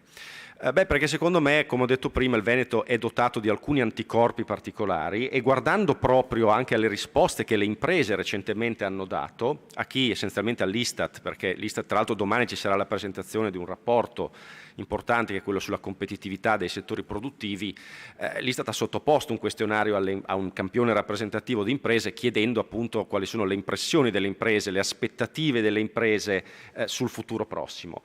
Insomma, le aspettative delle imprese sono sicuramente, diciamo, molto influenzate dal periodo di grande incertezza che stiamo vivendo. Non dimentichiamoci che siamo appena usciti dalla pandemia, ma c'è una guerra alle porte, i costi dell'energia e l'inflazione ancora molto alta e quindi il periodo di incertezza è sicuramente ancora molto molto alto. Quindi le imprese scontano questo. Però è anche vero che le imprese non ravvedono, per esempio, e sono convinto che tante di queste imprese siano in Veneto, non ravvedono un forte rischio di liquidità o, come dire, di crisi. Tant'è che proprio il numero di imprese non fragili o molto fragili è addirittura in calo. Questo in Italia. Sono anche convinto che tanto di questo avvenga nelle regioni del nord-est. Il Veneto ha anche un'altra particolarità e questo si lega con quanto abbiamo sentito prima sugli investimenti diretti all'estero, anzi dall'estero in particolare, e anche alle esportazioni, ma aggiungerei, attenzione, anche alle importazioni. Non dimentichiamoci che il commercio internazionale non è solo in uscita, ma è anche in entrata e i dati in entrata ci stanno dicendo una cosa molto importante, che le importazioni stanno aumentando in valore. Non solo stanno aumentando, ma a differenza dell'export che si sta concentrando sempre di più, forse il Veneto, diciamo un po' meno rispetto alla media italiana, perché ancora Germania, Francia, Spagna, Stati Uniti sono i partner commerciali principali, però non dimentichiamoci che in questi anni stiamo perdendo, diciamo, una parte di mercato a est, indubbiamente, anche la Cina in parte ha rallentato, mentre si è molto più diversificato il portafoglio delle importazioni. Questo può essere anche, tra l'altro, influenzato dalla necessità proprio delle imprese di ristrutturarsi, di investire proprio per la riduzione del proprio impatto energetico o per il raggiungimento dell'autosufficienza energetica.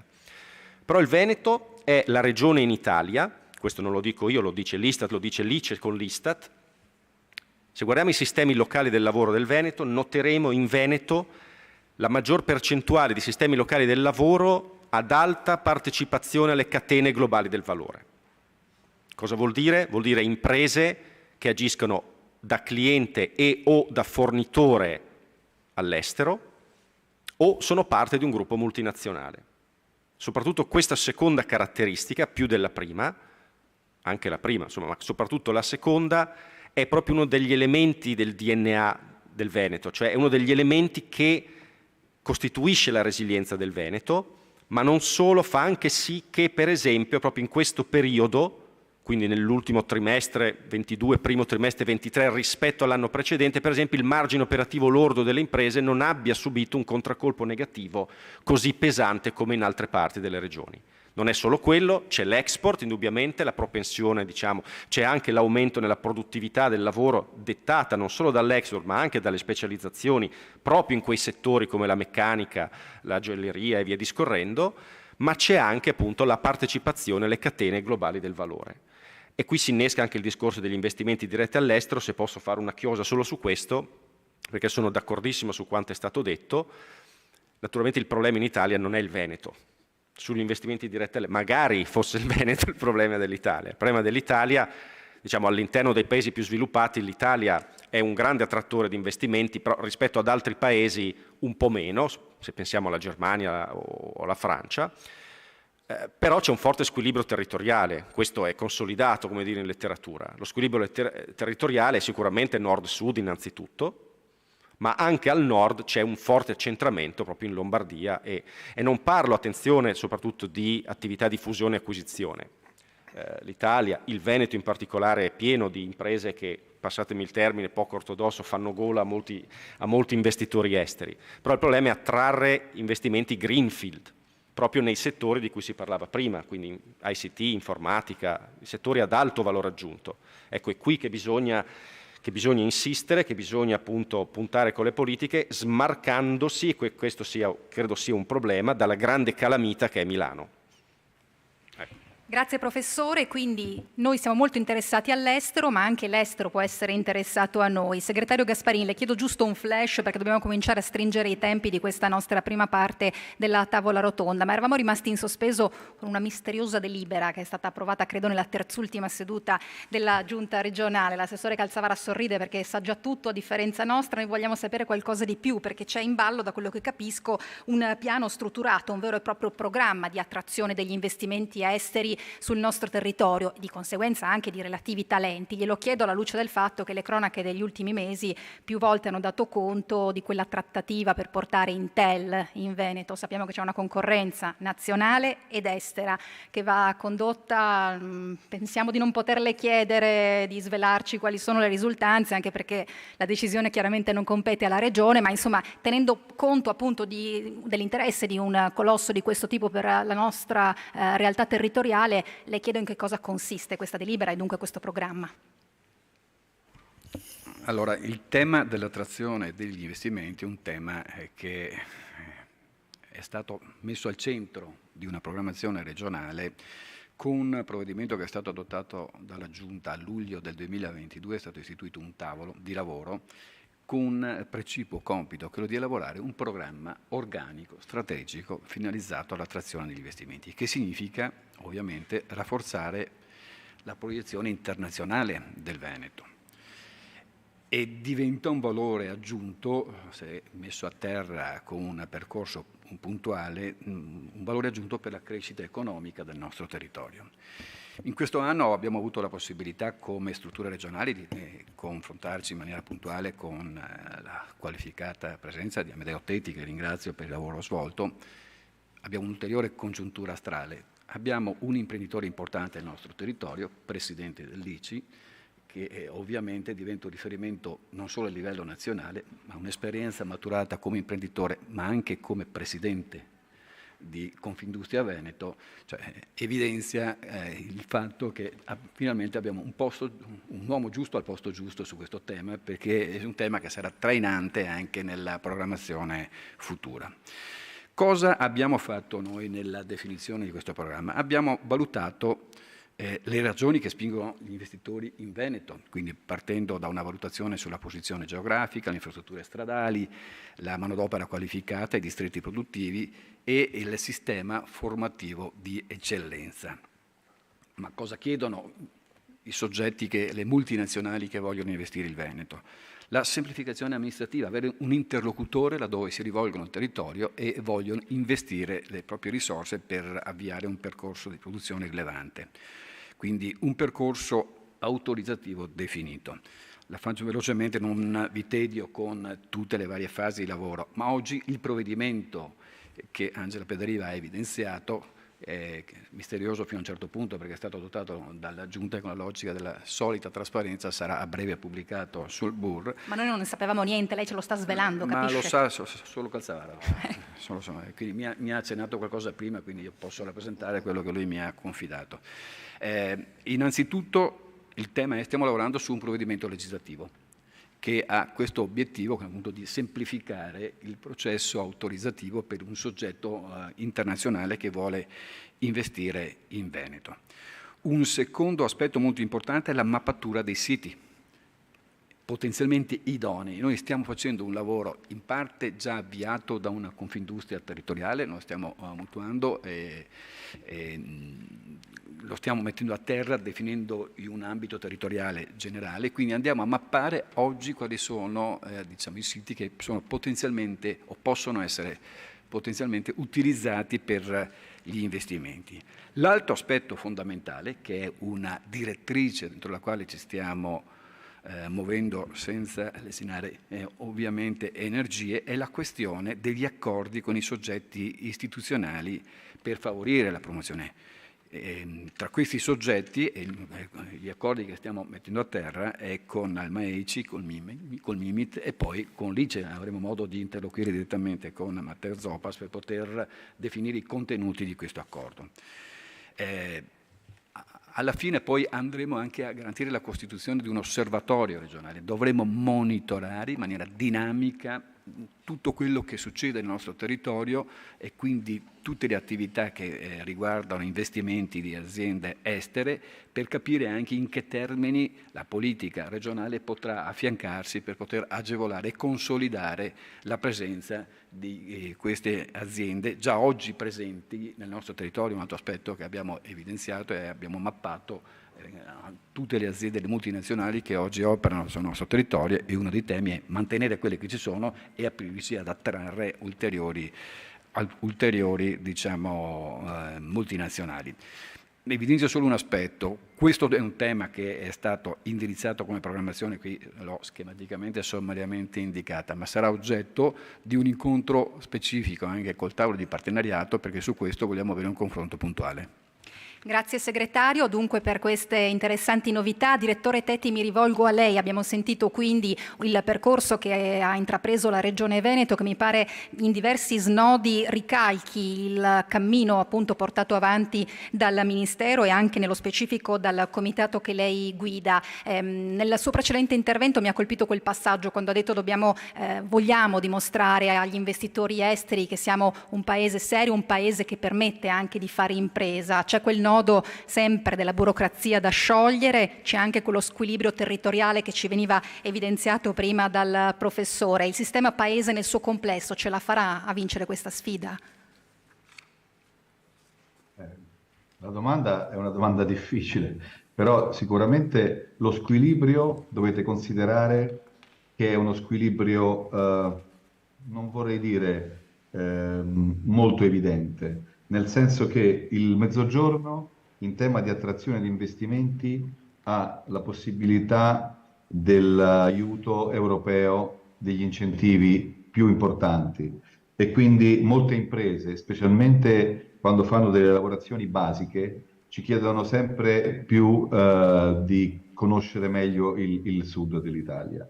Io capisco che il sud ha un grosso gap a livello di infrastrutture rispetto al nord, ma quando tu puoi garantire un contratto di sviluppo col 40% di fondo perduto, ovviamente sai bene che esiste un vantaggio tutto quell'aspetto. Laddove invece il nord, avendo uno sviluppo più forte, garantisce un altro tipo di certezze all'investitore. Sicuramente, come dicevo, il Veneto può garantire una grande forza perché ha i porti, ha le direttrici, alla Germania vicina.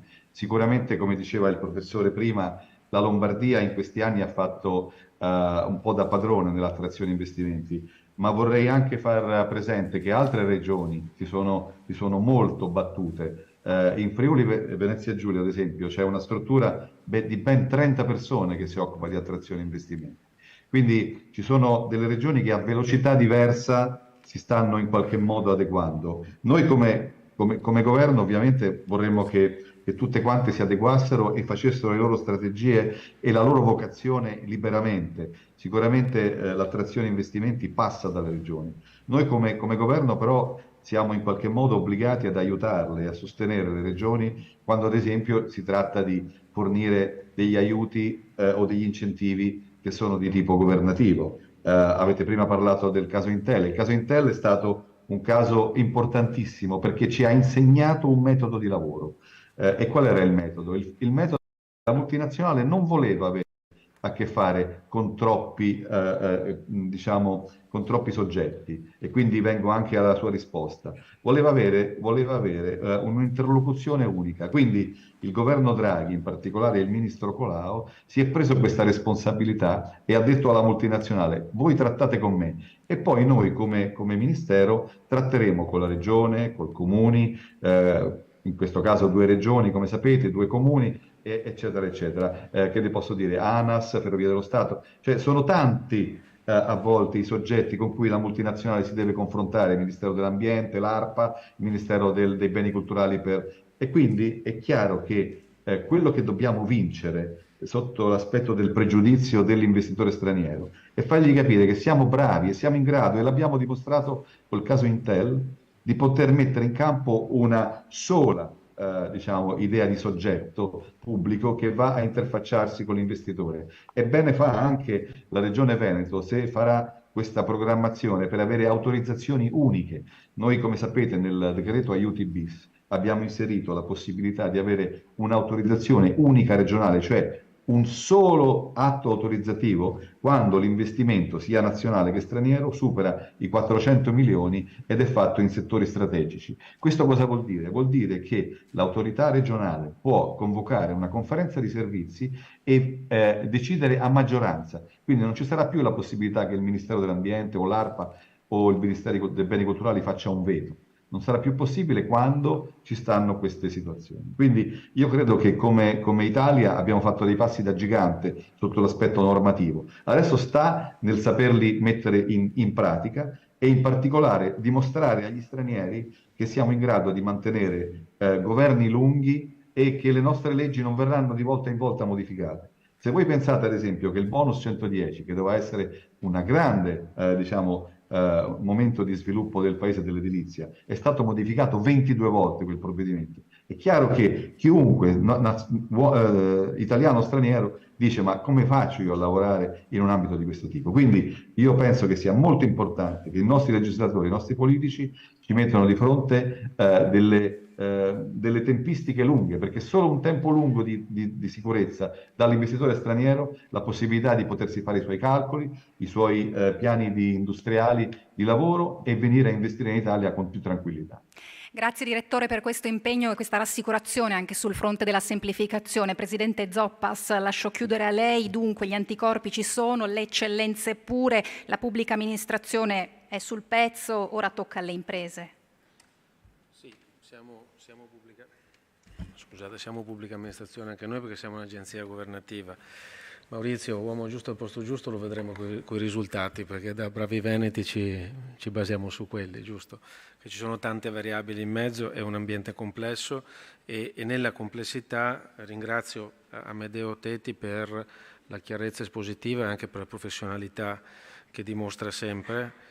Devo dire che non tutti sanno, ma il rovescio della medaglia di ICE-ITA, della nostra agenzia commercio estero, è proprio essere l'interfaccia all'estero per l'attrazione degli investimenti, per cui nello scacchiere regione, Mimit e e estero centriamo anche noi, perché abbiamo nei nostri 79 uffici in 65 paesi all'estero del desk per le attrazioni degli investimenti, con proprio persone che si occupano di ricercare occasioni di investimento in Italia, e su questo sicuramente cavalchiamo un'onda comunque positiva. Io ricordo che vedo in sala il direttore Carlo Stilli di Confindustria Veneto, con il quale quando eravamo a Venezia era stato fatto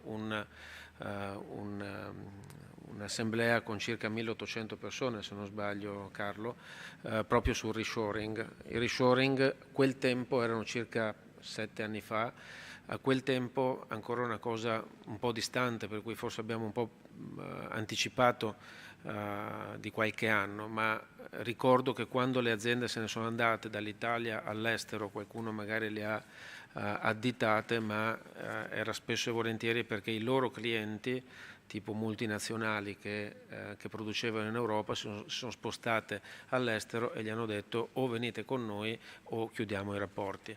Quindi gioco forza, il male minore era stato sicuramente quello di seguirle e andare all'estero. Quella volta un'ora di lavoro di un cinese costava 0,60 contro, mi ricordo se 12 o 15 euro dell'Europa o dell'Italia. Adesso faccio numeri indicativi, ma per far capire la dimensione delle cose. Oggi le cose si stanno riallineando, e con le incertezze anche che hanno manifestato gli eventi pandemici, sicuramente le grandezze stanno ritornando a favorire quello che si chiama reshoring, ossia rientro in Italia di queste aziende. Quindi i numeri, i macro numeri, che sono quelli che oltre agli aiuti statali nei bilanci delle aziende, nei ritorni dell'investimento che devono essere fatti come calcoli per decidere se tornare in Italia o meno, stanno comunque giocando a favore, ed è un elemento assolutamente importante. Grazie, termina qui dunque la nostra prima parte di Tavola Rotonda, non senza il saluto della rettrice Lippiello, che poi ci deve lasciare. L'ho vista prendere molti appunti, so che lei gira il mondo, incontra gli studenti di Ca' Foscari un po' dappertutto. Che cosa dirà loro? Che cosa porta di questo rapporto statistico e di questa fotografia che abbiamo voluto approfondire? Grazie dottoressa Pederiva, grazie per questa giornata, questo primo incontro molto fruttuoso. Devo dire che quello che mi ha colpito è il sentimento positivo e l'entusiasmo che ho percepito, e devo dire che quando si fanno le riunioni col dottor Gasparin questo elemento caratterizza sempre i suoi tavoli. Quindi ringrazio l'assessore Calzavara, il dottor Gasparin, il presidente Zoppas e il professore Antonietti dell'Università di Padova per gli stimoli che hanno dato. E volevo concludere dicendo, tornando anche alla sua domanda, quando incontriamo i nostri giovani in giro per il mondo, innanzitutto quello che si percepisce è un grande amore per l'Italia, per la nostra regione, e credo che dovremmo fare riferimento a loro, che tornino o meno, come nostri ambasciatori nel mondo. E la seconda cosa che volevo dire è che i nostri laureati della Regione Veneto, quando escono dall'Italia, non vogliono tornare perché si affermano in posizioni apicali nel mondo, e quindi tornare, me lo dicono, quindi tornare per loro significherebbe ricominciare la carriera, e questa è una delle ragioni per cui preferiscono stare dove si sono affermati. E questo testimonia il valore dell'istruzione e anche ovviamente delle università venete, e il fatto che appunto i nostri allievi si affermano sia presso le università internazionali negli Stati Uniti così come in tutto il mondo, sia presso le imprese, e ci rappresentano e portano il nostro buon nome nel mondo. E io conosco in particolare l'Asia, il presidente Zoppas faceva riferimento al fatto che le relazioni con questi paesi sono un po' rallentati, però vi posso dire che l'Italia è tenuta in altissima stima, considerazione per tutte le cose che sono state dette oggi, per la creatività, il dinamismo, l'arte, la produttività, la produzione del prosecco, e quindi noi dovremmo essere più orgogliosi di quanto possiamo dare al mondo e anche di quanto potremo attrarre dal mondo, utilizzando anche i giovani come ambasciatori. Grazie. Grazie a lei, rettrice.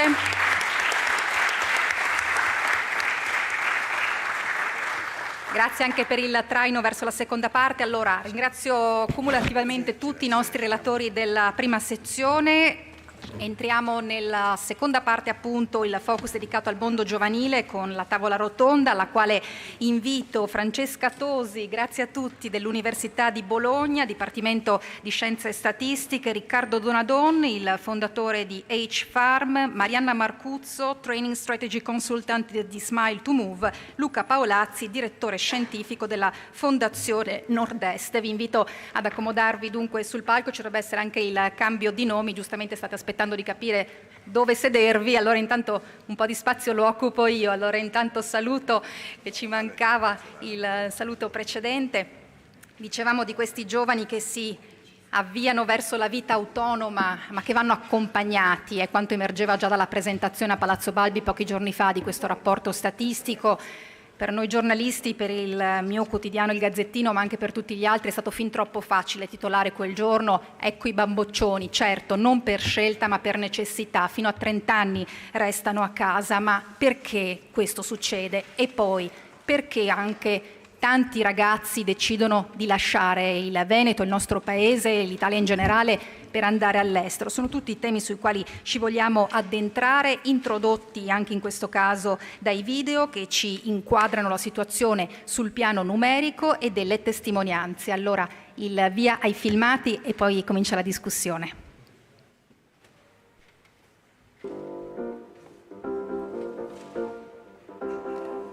Quando sei uscito di casa per andare a vivere da solo o da sola? Io ho lasciato casa, sono uscito dal nido a 28 anni. Io ho lasciato casa a 19 anni per andare a studiare a Milano allo IED Moda. Credo che in Italia sicuramente avere un'autonomia economica è molto difficoltoso ad oggi. Ho studiato fino a 25-26 anni, sono partito con la mia avventura imprenditoriale e confesso che poter contare sui miei genitori, che sono stati i miei supporter fin dall'inizio, è stato qualcosa di molto molto positivo. Ai tempi nostri la fortuna era che ad un'età appena maggiorenne si poteva anche avere la possibilità di trovare delle abitazioni per poter andare a vivere da soli. Io sono andata via di casa che avevo 18 anni, studiavo ancora. Quali sono le difficoltà che incontrano i giovani nel formalizzare un'unione e nell'avere dei figli? Un figlio è un investimento che dura al minimo 20 anni. Di conseguenza una persona prima di decidere di diventare genitore deve avere una libertà, un'autonomia e una capacità economica che permetta di dare un futuro alla prole. Questo è sempre il paradosso: se tu vuoi una stabilità economica, secondo me devi lavorare tanto, ma se vuoi lavorare tanto forse non hai tempo per avere una famiglia. È un problema di tipo culturale, anche di messaggi che noi stiamo dando. Quindi un Veneto che deve ragionare in termini di modello organizzativo, e anche le aziende stesse devono immaginare a come rendere più bello, più facile, più interessante venire a lavorare in qualche azienda con la prospettiva di fare famiglia.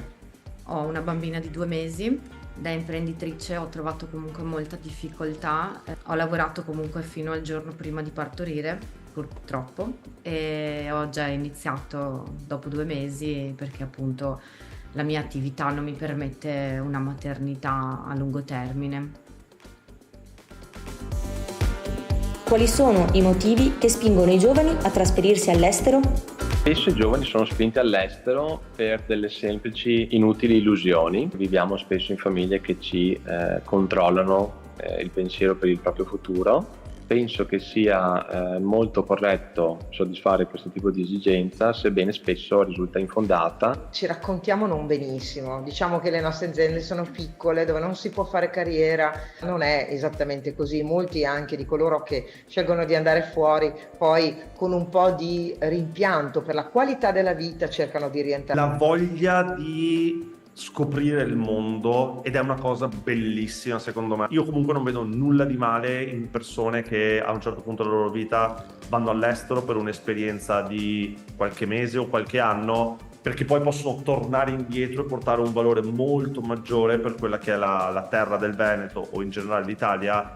Noi sappiamo che molti giovani lo fanno per un percorso di formazione in un mondo che ormai è fortemente globalizzato. Credo che ci sia un'estremizzazione. Io parto dal fatto che non sono andato all'estero perché sono scappato dall'Italia, ma miro a tornare anche in Italia. Se sono andato all'estero è perché credo nel fatto che ci sia un mondo di cose da imparare fuori dall'Italia. Detto ciò, spesso mi rendo conto che tanti giovani non trovano in Italia o anche in Veneto, devo dire, quello che cercano. Sono venuta dall'Argentina per studiare in Italia e per rimanere qui. E questo mi ha fatto notare che tanti giovani italiani, veneti, magari non vedono tutte le possibilità che offre questa regione che appunto io ho deciso di scegliere per formare la mia famiglia.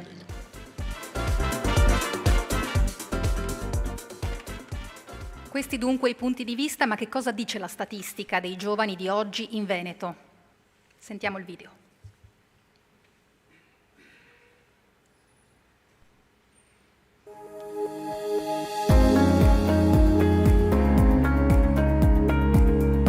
Il futuro demografico dell'Italia non è roseo e il Veneto non fa eccezione. Negli anni a venire aumenteranno gli squilibri generazionali. Tra meno di 30 anni, 100 giovani di oggi dovranno destreggiarsi come moderni funamboli per provvedere ai bisogni di circa 90 persone in bilico tra anziani e bambini.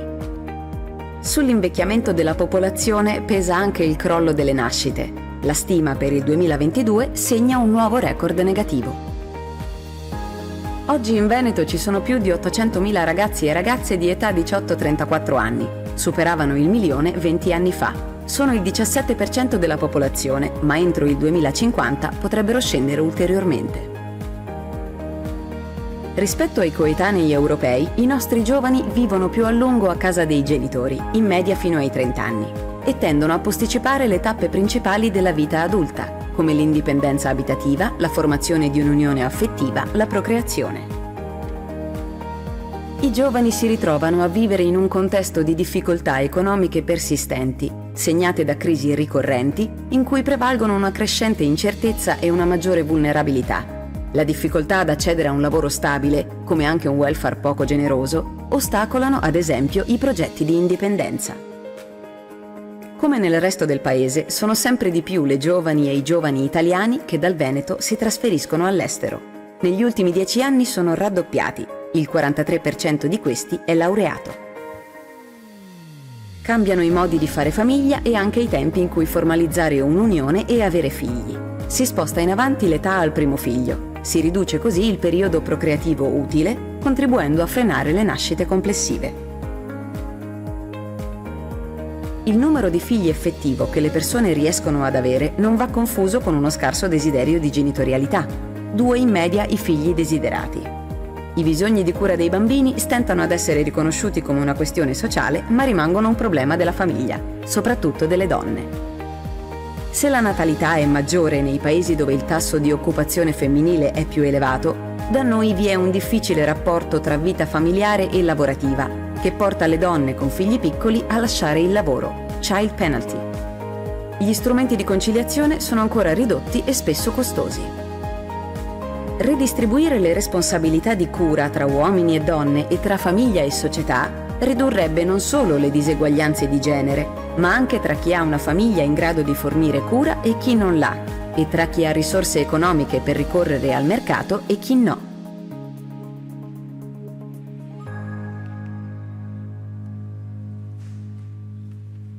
E allora, chi fa ricerca come Francesca Tosi sul piano delle scienze statistiche all'Università di Bologna, chiedo subito, ma quindi è un problema economico quello dei ragazzi che restano a casa o è un modello culturale quello che li porta a trattenersi più a lungo nel nido?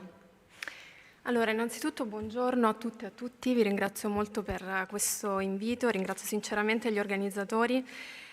Ho letto con molto piacere il rapporto statistico 2023 della Regione Veneto e gli approfondimenti in particolare sulla condizione giovanile, perché in particolare questo rapporto è così ricco di dettagli e di dati super aggiornati, ma non perde di vista il quadro d'insieme, è capace anche di veicolare un'interpretazione più di ampio respiro sulla condizione giovanile in Italia, che è un po' quello su cui di solito cerco di concentrarmi anche io e come me i demografi che si occupano di transizione allo stato adulto.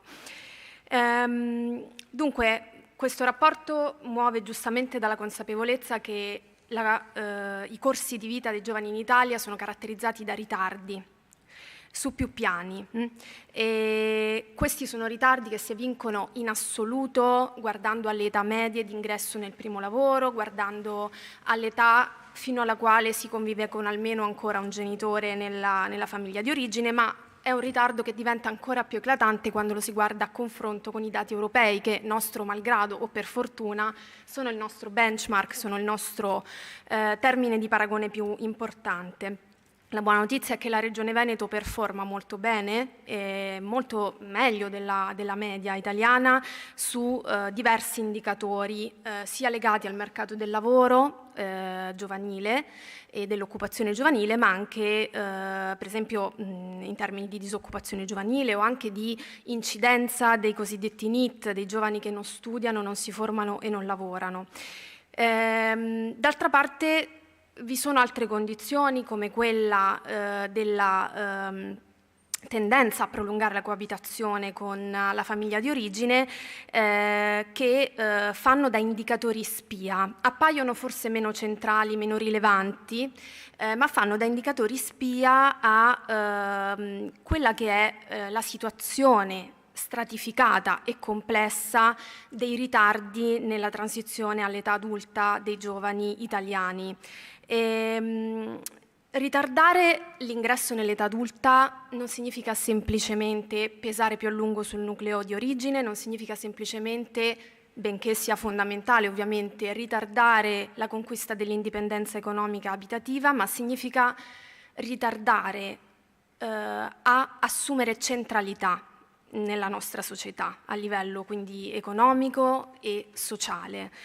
Quella che noi chiamiamo questione giovanile si impernia intorno in fondo anche a una questione definitoria, cioè chi sono i giovani. Noi pensiamo solitamente a degli individui in una precisa fascia d'età nel loro corso di vita, ma esistono anche delle definizioni di tipo dinamico, cioè si è giovani quando si affrontano alcuni passaggi chiave della biografia, come la prima abitazione indipendente, il primo lavoro, l'entrata nella prima unione, il primo figlio, l'abbandono della casa dei genitori. E questa appunto è una visione un po' più dinamica, ma se noi ritardiamo questi passaggi, la condizione giovanile in giocoforza si protrae, diventa diciamo più sfumata verso l'adultità. Poi ovviamente ci sono anche le definizioni di tipo generazionale, perché confrontare a volte i giovani di oggi con i giovani di altre epoche è poco utile, perché ogni generazione vive a modo proprio la condizione giovanile, con le proprie sfide, con i propri vantaggi, con i propri vincoli. Oggi come oggi sono i millennials, quindi nati dall'80 al 95, e la generazione Z, quelli che sono nati dopo il 95 fino ai primi anni 2000, quelli che si trovano o si sono ormai trovati sulla soglia dei 40 a vivere con maggiori ritardi questa transizione all'età adulta. Da un lato le cause sono da ricercare sicuramente nelle condizioni socio-economiche che si trovano, in particolare con la difficoltà di entrare nel mercato del lavoro. Non soltanto di trovare lavoro stabile, giustamente remunerativo, che soddisfi anche e valorizzi le competenze acquisite nei percorsi scolastici e universitari. Mi colpisce molto il dato nel rapporto statistico sulla Regione Veneto in cui si dice che di quel quasi 70%, quindi stiamo parlando di quasi 7 giovani su 10, che tra i 18 e i 34 anni vivono ancora con almeno un genitore, il 46%, quindi quasi la metà, è occupato. Questo significa che il lavoro è una condizione necessaria ma non sufficiente oggi per uscire dalla casa genitoriale, per assumere indipendenza abitativa, economica, anche quindi assumere il proprio ruolo di portatori, di innovatori nella società. D'altra parte ci sono delle ragioni culturali. L'Italia è una società ha legami forti intergenerazionali, diversamente da nostri vicini, diciamo, mitteleuropei, paesi soprattutto del centro e nord Europa, dove i legami intergenerazionali tendono a essere più indipendenti, più deboli, diciamo, quindi le generazioni tendono a essere più indipendenti reciprocamente. Questo significa che abbiamo ovviamente dei vantaggi e degli svantaggi, non è per creare delle gerarchie nei sistemi culturali, ma quando le generazioni giovani tendono a restare molto vicine a quelle precedenti e viceversa, si creano dei sistemi di interdipendenza per le quali le risorse e la maggior parte degli sforzi per il successo dei nostri giovani ricade sulle spalle delle proprie famiglie e non dello Stato, non delle politiche e non della società nel suo complesso, no? Quindi è con causa, allo stesso tempo conseguenza questo di mancanza di politiche, cioè dove c'è molta famiglia sappiamo che a cascata la spesa sociale ad esempio può arrivare nelle fasce più anziane della popolazione per welfare, per salute, e che queste risorse saranno riutilizzate anche per essere passate alle generazioni più giovani. D'altra parte le famiglie devono intervenire dove non c'è politica specifica per il sostegno ai giovani. Qual è una conseguenza negativa, e poi passo la parola, di questa cristallizzazione, diciamo, di questa società, di questo sistema a legami forti? Che si tendono a cristallizzare i valori, i modi di fare e gli aspetti culturali legati al fare famiglia e al cercare la propria indipendenza. Si tende dunque a replicare gli schemi di valori dei propri genitori, che contano molto nelle decisioni, sia nel fare famiglia che nell'indipendenza abitativa e sul lavoro, e questo è un problema perché i giovani, da un punto di vista evolutivo, sono più propensi al rischio e quindi più propensi all'innovazione, a cambiare lo stato delle cose, ma non potendo innovare non possono portare quel progresso sociale, quello che noi chiamiamo sviluppo, il cambiamento della società che serve per andare avanti. E questo cristallizza anche la mobilità sociale, che già è molto bassa in Italia, quindi chi ha famiglie forti alle spalle avrà più risorse, chi ha famiglie meno forti o anche più lontane geograficamente sarà più solo e più indietro. Grazie per gli stimoli, dottoressa Tosi, perché se c'è un luogo in Veneto dove, e l'applauso ci sta,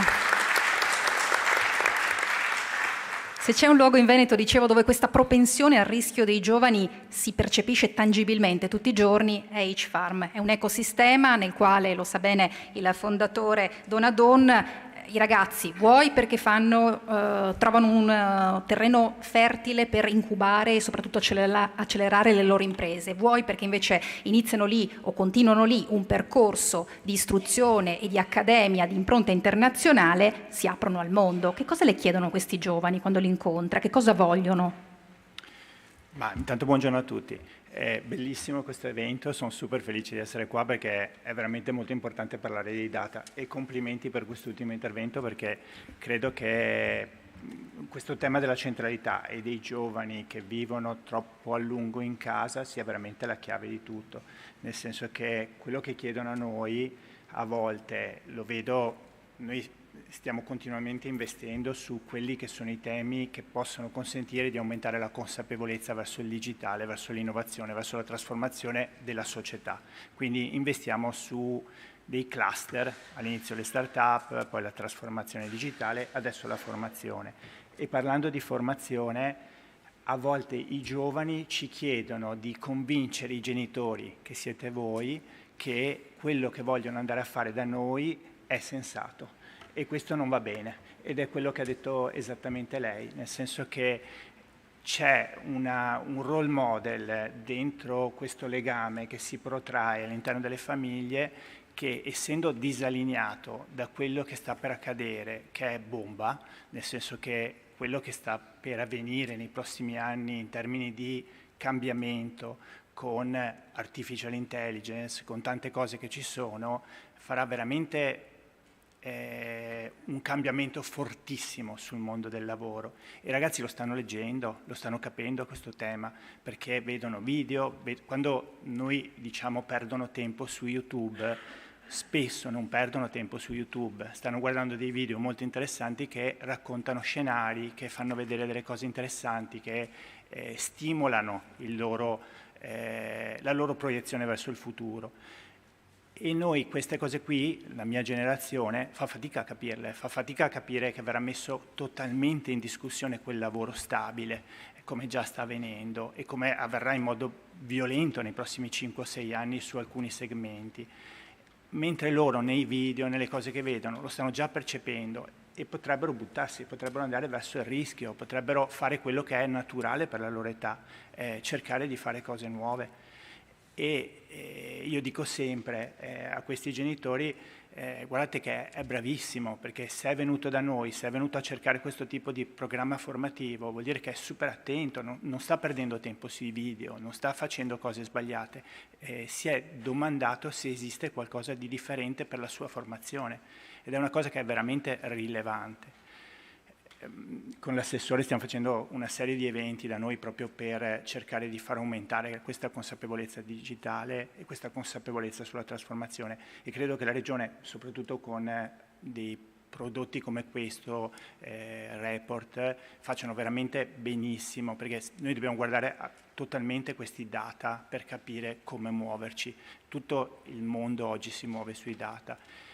Quello che è successo, vi do la view dal mio angolo di lettura, che è quello dei nerd fondamentalmente, cioè di quelli che stanno troppo spesso col computer e guardano le evoluzioni che ci sono dentro i computer. Cioè noi abbiamo avuto un'onda che è stata molto importante nel 95, che ha creato quell'economia digitale che ha avuto un impatto, dove io ho anche beneficiato, di creare delle prime iniziative importanti nel mondo del digitale. Era una economia che nasceva dalla Intel, che nasceva dai sistemi, quindi molto nerd, molto scientifica, molto tecnica, e produceva la connessione nostra.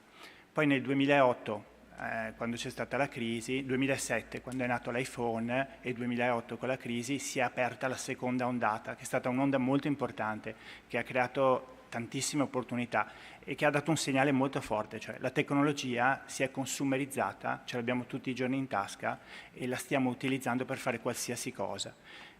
Quella onda lì è entrata e ha pervaso dei modelli di business che sappiamo tutti, perché c'è stata una cosa che non ci aspettavamo, che la gente invece di fare download, gli operatori non se l'aspettavano, ha fatto upload e quindi ha uploadato case, ha uploadato macchine, ha uploadato cose che sono andate in sharing, sono nati gli Uber, sono nati gli Airbnb, sono nati tutti questi modelli di business che hanno fatto disruption su quelli che sono i modelli correnti del nostro business.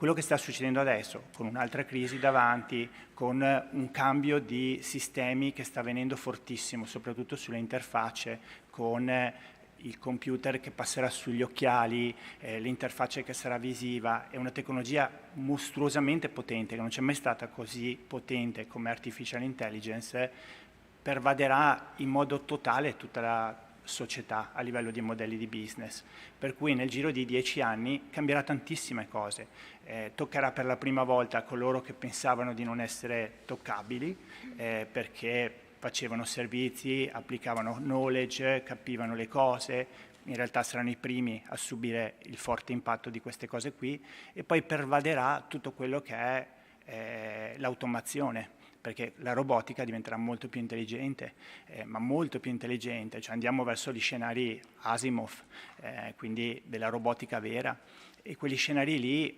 uccideranno tantissime posizioni che oggi non sono sicuramente più interessanti dal punto di vista del costo, perché non danno sufficiente competitività ai prodotti. Quindi questo impatto qui sarà molto molto forte. I numeri che ho visto io sul rapporto, che è veramente fatto molto bene, al di là che sono drammatici sui giovani, nel senso che ha ragione Musk, dobbiamo fare figli perché è veramente un impoverimento clamoroso, sono molto brutti sul tema delle start-up, sulla parte dell'innovazione, cioè noi abbiamo spinto privatamente per cercare di far crescere questa cosa qui, però i numeri sono troppo bassi, cioè il Veneto ha il 7% di start-up in questo momento nel paese, siamo il Veneto, cioè il Veneto deve avere il 45% di start-up nel paese, cioè siamo la regione che ha una coscienza imprenditoriale fortissima, quindi il modello che sicuramente abbiamo in casa è quello dell'impresa, cioè di fare impresa. Quindi perché i nostri figli non fanno impresa nel settore dell'innovazione? Cioè, perché gli diamo troppi soldi? Cioè, qual è il tema che non spinge questi ragazzi a rischiare su un modello che già hanno in casa sull'innovazione? Perché c'è veramente spazio enorme sull'innovazione. Il numero su scala nazionale è 19 su 100.000, su scala veneta, su scala nazionale è 23 su scala nazionale, quindi siamo sotto la scala nazionale che fa media con tutto. Ha detto bene prima il professore, l'Italia non è la Francia, non può centralizzare tutto su Parigi, non può centralizzare tutto su Milano come la Francia sta facendo su Parigi. Noi abbiamo un tessuto produttivo con delle verticalizzazioni bellissime, noi siamo, penso, una delle in assoluto la migliore regione, non possiamo non esaltare queste verticalizzazioni esplodendo la dimensione innovativa di questa partita qua, perché c'è veramente spazio. Credo che abbiamo una potenzialità pazzesca sull'attrazione del talento, cioè il Veneto è primo sul turismo, quindi vuol dire che è una regione che piace, che si sta bene, quindi possiamo attrarre talento facilmente.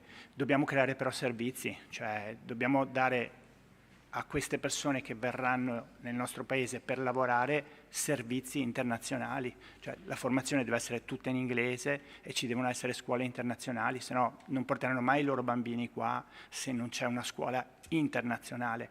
Del sistema formativo italiano, con tutto rispetto, non gliene frega niente, cioè è un sistema formativo eccellente che ha messo probabilmente anche le basi per il sistema mondiale, perché ha portato tanti contributi molto importanti, però continua a far fare le stesse cose, che in una dimensione di impatto di artificial intelligence è pericoloso. Cioè noi dobbiamo insegnare ai nostri bambini in inglese, devono sapere l'italiano, devono imparare i mestieri nella nostra terra, devono imparare un sacco di cose, ma devono essere pronti a ragionare su scala globale, perché rispetto a quando andavamo a scuola noi, loro parlano quotidianamente giocando a Fortnite con ragazzini che stanno in un'altra parte del mondo e parlano in inglese, quindi dobbiamo per forza creare le condizioni che loro siano connessi su questo sistema.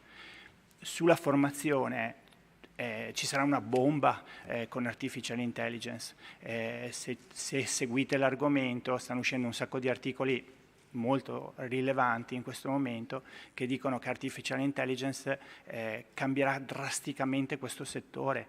Noi oggi abbiamo il MIUR, è il secondo datore di lavoro al mondo dopo il Pentagono, con 450.000 dipendenti.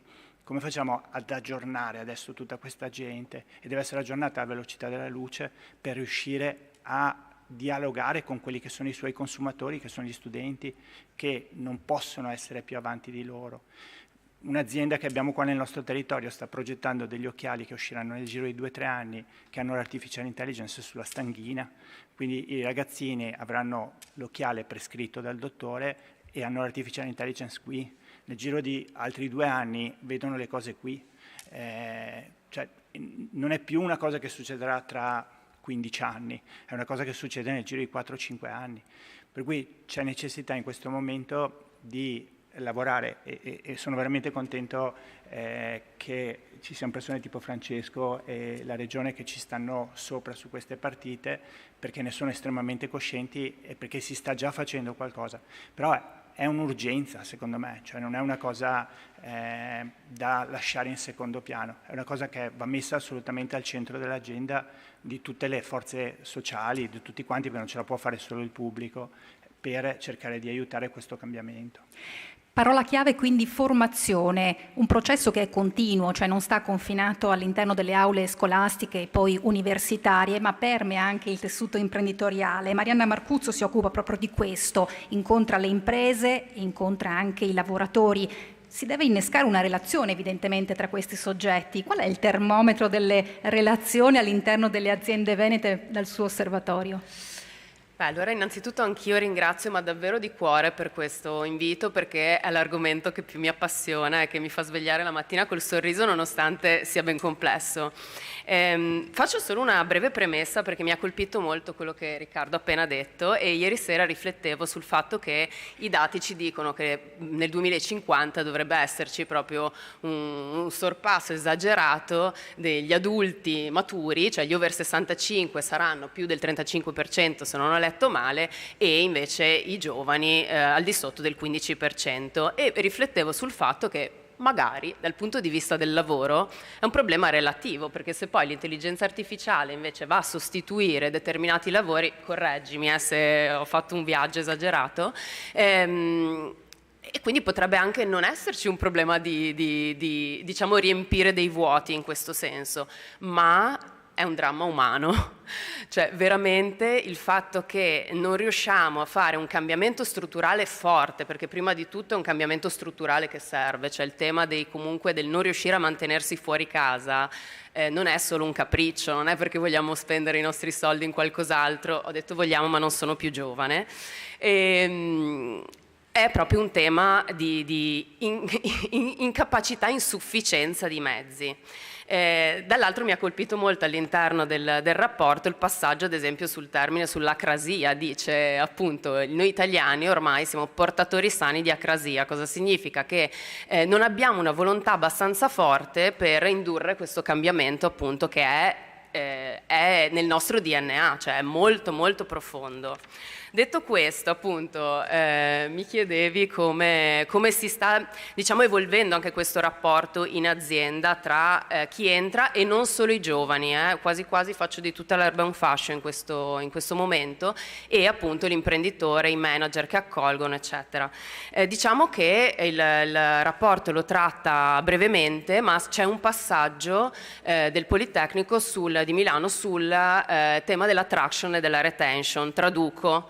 In azienda in questo momento, ma se all'interno ci sono degli imprenditori in sala, qualsiasi settore, in qualsiasi settore voi siate, il tema vero adesso è come attraggo talenti, ma anche banalmente persone, cioè non per forza il genio insomma sotto casa, ma in generale come faccio ad attirare appunto nuovi dipendenti, e dall'altro lato io dico ancora prima come faccio a mantenerli. Perché è vero, guardavo i dati interessanti sull'occupazione, anche lì mi chiedevo, ma questi dati ad esempio sono annacquati un pochino dal turnover esagerato che c'è in azienda? Tanto che adesso il nostro core business come Smile to Move è proprio diventato quello di lavorare sul benessere relazionale all'interno delle aziende, che è un sogno che si avvera, perché non siamo mai stati attratti tanto dalle tecniche appunto risolutive, ma quanto sul lavoro di autoconsapevolezza che ci deve essere. E devo dire che questo porta a dei risultati incoraggianti, ma determina anche degli investimenti e una visione dal punto di vista imprenditoriale. Perché cosa succede al momento? Parlo adesso di giovani, ma ripeto, possiamo fare di tutta l'erba un fascio. Decido di appunto inserirmi in una nuova professione, in una nuova azienda, magari è la prima, magari invece è la terza, la quarta, perché ricordiamoci che ormai lo spam, il tempo che dedico a un'azienda non è più da oggi al mio pensionamento, ma anzi vi annuncio, negli Emirati Arabi ci sono addirittura delle applicazioni che ti occupano per 2 ore in 2 ore per la tua giornata, in modo che tu possa cambiare livello cioè anzi più che livello di occupazione, proprio professionalità, per crescere in diversi modi, positivo o negativo che sia, è un dato di fatto. Quindi cosa succede? I giovani entrano in azienda e subito dopo, che significa entro massimo i 6 mesi, ma anche dopo 2 o 3, lasciano, cambiano, perché come abbiamo visto, l'abbiamo detto all'inizio della mattinata, cercano luoghi di lavoro che effettivamente gli diano dignità, identità, spazio, e tante volte noi lo promettiamo come aziende, ma 3 secondi dopo non l'abbiamo più mantenuto, cioè la copertina è bella e poi le prime pagine sono già una delusione. E qui dobbiamo stare veramente attenti sia in termini di comunicazione, appunto verso l'attrazione di talento, ma soprattutto a livello di cultura aziendale. Quello che facciamo, quindi ad esempio, ma lo porto proprio come caso solo per dire appunto ci sono tanti modi, non solo strutturali, per cui possiamo iniziare effettivamente a generare cambiamento. Noi andiamo nelle aziende e proprio supportiamo i board e gli imprenditori, quindi in primis, ma anche i manager a sviluppare, dirò una parolaccia, forse poco in questo momento, non so, poco interessante, ma le competenze umane, quelle che fino a ieri chiamavo anch'io soft skill, ma mi dispiace, non c'è niente di debole nelle competenze trasversali. Le competenze umane adesso sono al centro, cioè il saper fare relazione, generare benessere, stare bene collettivamente per impegnarsi anche per un qualcosa che va oltre il mio obiettivo semplicemente quotidiano, magari di fatturare quei 2 euro in più o 2000 in più. Il tema è proprio come motivarci al lavoro, perché è vero, cioè facciamo una scelta di vita, sono progetti di vita, non è più un'occupazione temporanea, anche perché lo diceva un giovane intervistato prima, ma io lo vedo anche su di me, è vero, cioè lavori tanto, lavori sempre di più, hai sempre meno tempo magari da dedicare a un'altra sfera, ma noi siamo una persona sola, tante volte io rido nel tema work-life balance, ma perché devo quasi vivere 2 vite e bilanciarle? Io una sono e quindi voglio un life balance. A questo le aziende devono puntare. Un tema complesso ma interessante. E lo è indubbiamente. Allora, direttore Paolazzi, abbiamo sentito delle difficoltà che i giovani incontrano nello spiccare il volo dal nido familiare. Certo è che poi quando decidono di andare vanno, volano, quante volte anche noi giornalisti, magari talvolta impropriamente, parliamo di fuga dei cervelli. So che Fondazione Nord-Est ha un incarico da parte della Regione del Veneto, cioè un'indagine che proprio vada ad approfondire questo fenomeno per capire chi sono questi ragazzi, quanti sono, perché se ne vanno, cosa vanno a fare, poi domanda delle domande, ma torneranno un giorno? Ci può dare qualche anticipazione? Sappiamo che il lavoro di ricerca è in corso. Buongiorno a tutti. Grazie per questo invito e complimenti per il rapporto statistico. Credo che sia già un successo aver messo un focus sui giovani. Credo che loro interpreteranno al meglio il futuro. È stato detto molto bene poco fa dalla professoressa Tosi il fatto che hanno una intraprendenza, una voglia di novità, una mentalità completamente diversa. L'orologio biologico purtroppo gira e fa sì che fisiologicamente tendiamo a essere più restii a cogliere opportunità perché non vogliamo correre rischi man mano che invecchiamo. Non darò alcuna anticipazione per una semplice ragione. È una ricerca che è stata fortemente supportata dalla Regione del Veneto, voluta dal Presidente Zaia. Ho incontrato nei funzionari sia a livello di amministrazione sia a livello statistico, mi piace ricordare Desiree Molin per esempio che è qui presente, una grande competenza e un grande desiderio di sapere e conoscere, e credo che istituzionalmente sia corretto attendere il momento in cui insieme alla Regione Veneto divulgheremo questi risultati. Oggi licenzierò, manderò al capo di gabinetto e al portavoce di Zaia le slide e il sunto dei risultati della ricerca. Poi decideremo insieme quando uscire e quando presentarli. Detto questo, non c'è niente di legato strettamente alla ricerca che dà voce ai giovani. Credo che questo sia una cosa molto importante. Qui siamo tutti che ragioniamo intorno ai giovani, ma non li ascoltiamo. E quindi credo che sia importante che la Regione Veneto abbia invece deciso di ascoltarli, ascoltare sia i giovani, giovani vuol dire 18-34 anni di età, che risiedono nel nord del paese, quindi non solo in Veneto ma nel nord del paese, e i giovani che sono andati all'estero. Quindi gli expat. Sono 2 indagini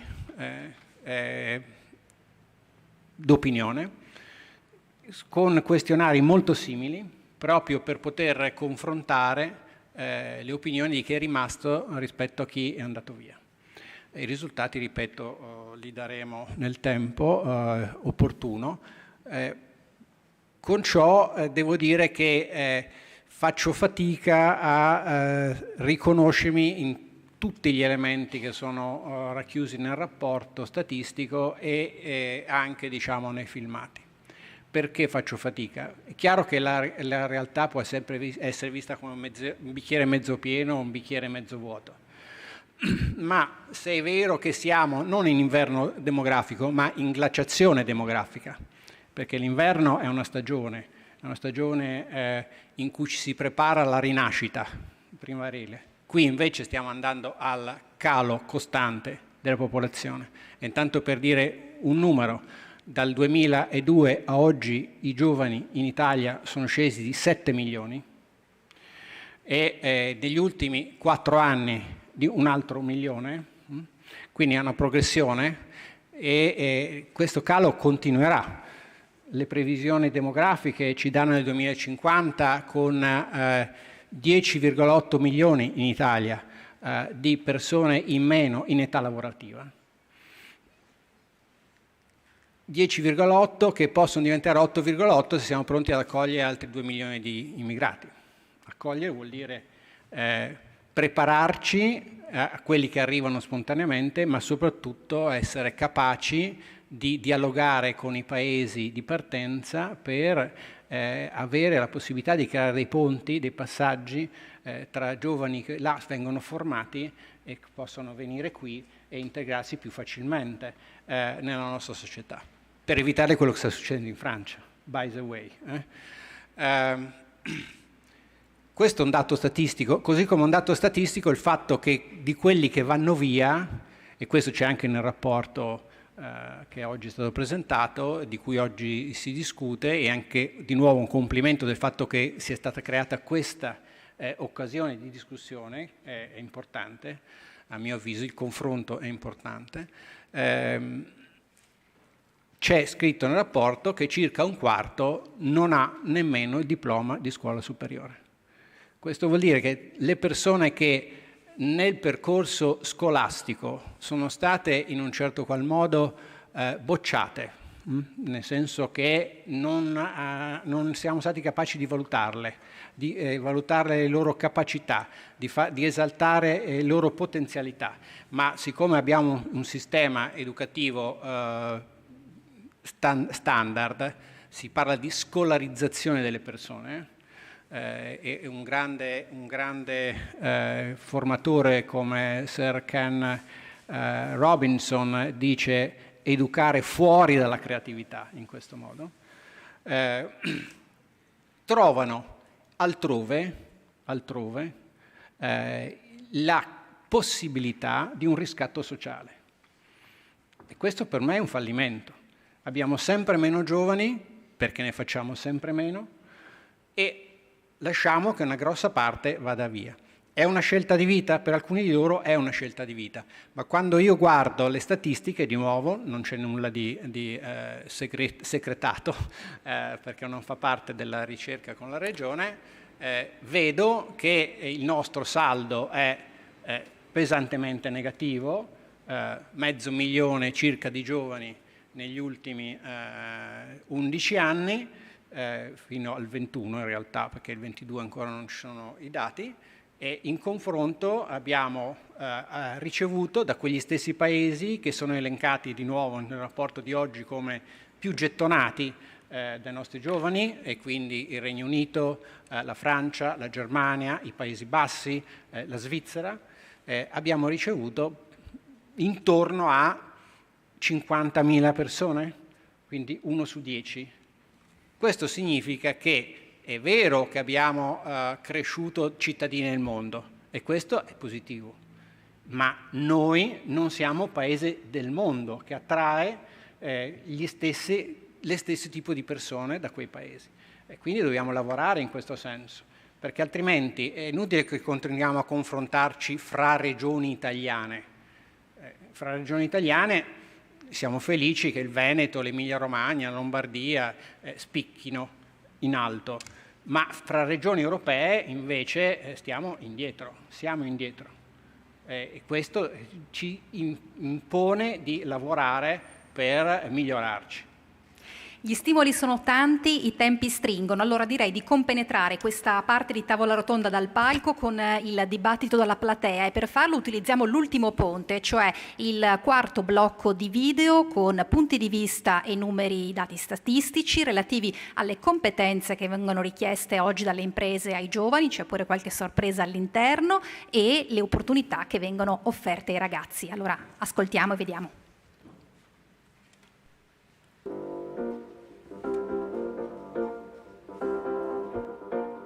Cosa cerchi nel lavoro?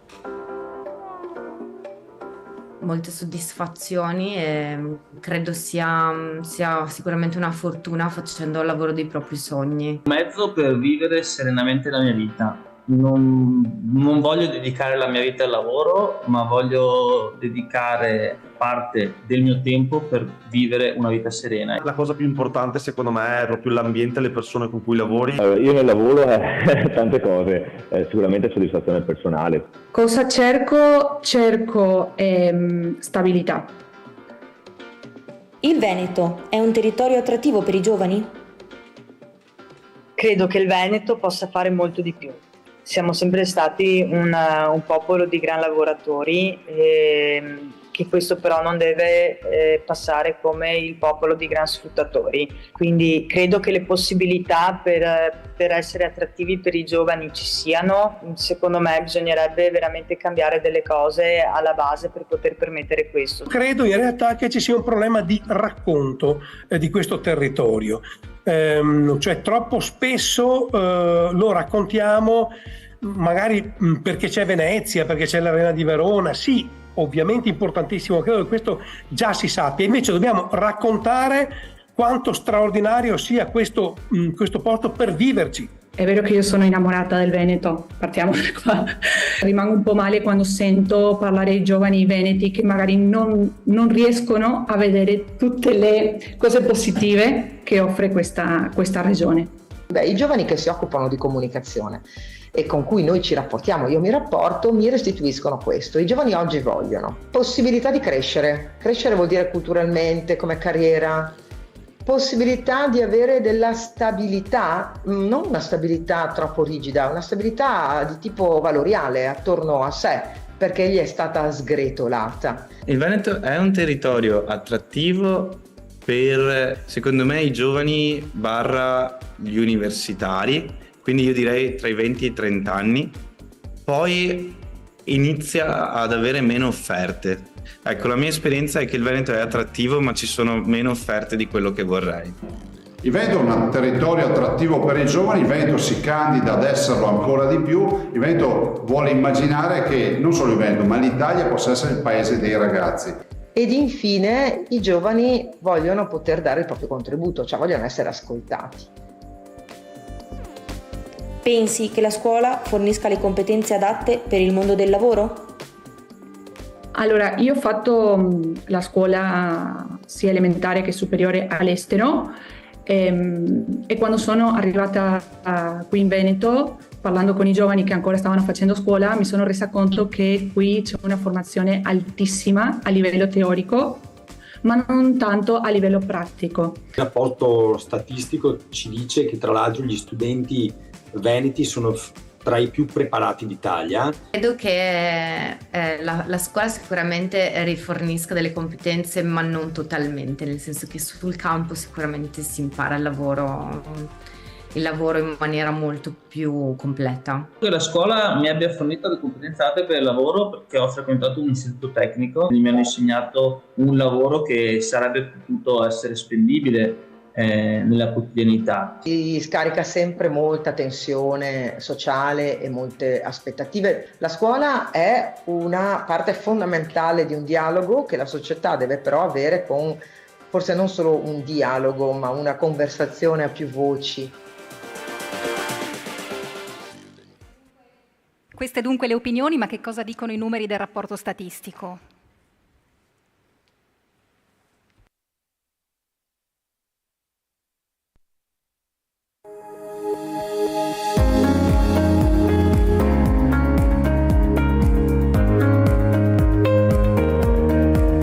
Il Veneto è una regione che offre opportunità ai giovani, seconda regione italiana per i livelli di disoccupazione più bassi e terza nella graduatoria dei tassi di occupazione più elevati. Basso lo spreco di talento giovanile. Sono pochi in Veneto gli under 30 che non lavorano, non studiano, non si formano anche fra gli stranieri. Ma quali sono le principali opportunità? I giovani sono presenti soprattutto nel settore alberghiero e della ristorazione, nel commercio e nel campo dell'informatica e telecomunicazioni. Non mancano però le criticità. Fra i giovani c'è un maggior rischio di vulnerabilità con lavori più precari e a bassa intensità. Gli stipendi poi mediamente sono più bassi. Il settore alberghiero è proprio il principale per contratti precari. L'istruzione è uno strumento in mano ai giovani. Studiare paga. Titoli di studio più elevati si associano a migliori prospettive nel lavoro, soprattutto per le donne, visto che un buon titolo di studio contribuisce a ridurre il divario occupazionale di genere. Attenzione però che la famiglia d'origine rappresenta ancora oggi un elemento discriminante per le prospettive dei figli. La scuola fornisce un buon bagaglio di competenze. Gli studenti veneti risultano fra i più preparati d'Italia. Ma nonostante la buona formazione, le competenze più richieste dalle imprese rimangono le soft skill. Oltre alla flessibilità, risulta fondamentale la capacità di lavorare in gruppo e il problem solving. Inoltre, è bassa la richiesta di giovani laureati in Veneto. Questa limitata richiesta di giovani laureati da parte delle imprese potrebbe spingerli a costruire le prime reti sociali e lavorative in altre regioni italiane. Gli studenti scelgono di iscriversi in atenei non veneti soprattutto per seguire le loro inclinazioni in discipline STEM. Più attrattivo invece il Veneto per gli studi economici umanistici. Inoltre, va sottolineato che le lauree STEM degli atenei veneti dimostrano un ottimo appeal per gli studenti stranieri. Il tema della creazione di impresa, soprattutto per le nuove generazioni, risulta decisivo sia per la produzione di ricchezza che per lo sviluppo del potenziale di inclusione sociale e lavorativa. Le imprese giovanili, venete e nazionali calano con maggiore intensità rispetto ai giovani e al totale delle imprese. Ma cosa cercano i giovani? I giovani cercano molto più di un posto di lavoro e di guadagno.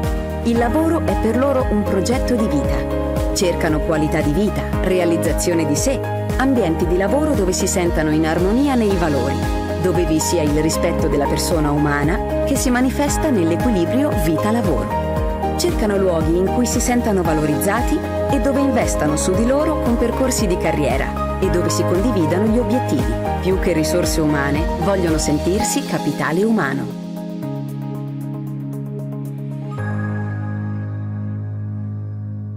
Quella sottile differenza tra risorse umane e capitale umano. Questo è il rapporto statistico 2023, siamo al dibattito finale. Allora, Francesca Tosi, Riccardo Donadon, Marianna Marcuzzo e Luca Paolazzi sono pronti a disposizione per interloquire con la platea. Prego chi interverrà, dovrebbe esserci un microfono, credo, eccolo, di presentarsi e di sintetizzare il proprio intervento perché siamo davvero in chiusura. C'è qualcuno che vuole intervenire? Altrimenti tocca ancora a me, ormai sarete stanchi di ascoltarmi. So che qui ho rappresentato il sistema veneto in tutte le sue competenze. Allora, giusto un flash di chiusura lo farò io se non ci sono interventi dalla sala. Francesca Tosi, la vedevo annuire molto. Lei si occupa anche tra le sue varie attività di ricerca anche di quella mobilità, diceva, tra regioni per esempio, no? Quindi non si vola solo all'estero, ma magari semplicemente si esce dal Veneto per andare in altre regioni. Si torna poi anche? Allora, questa è una bella domanda e partiamo in realtà per inquadrare la questione da un dato fondamentale. Le persone più mobili, e su questo la letteratura scientifica e anche le nostre ricerche sono unanimi, la mobilità territoriale è di solito praticata dalle persone che a parità di risorse di origine, quindi di risorse familiari, di supporto, di rete, sono anche le persone più brillanti. Questo significa che quando si attraggono studenti, per esempio diplomati da altre regioni, cosa che il Veneto fa, perché ha degli atenei che attraggono molto, e perché la mobilità studentesca tende a ricalcare le tracce della mobilità per lavoro, quando parliamo di mobilità interna in Italia, no? Perché quando si sceglie una facoltà in cui iscriversi, una scuola universitaria a cui iscriversi, si pensa a quanto, non solo al prestigio della scuola, ma anche a quanto questa sia legata al mercato del lavoro circostante, no? Che è integrato col sistema universitario locale.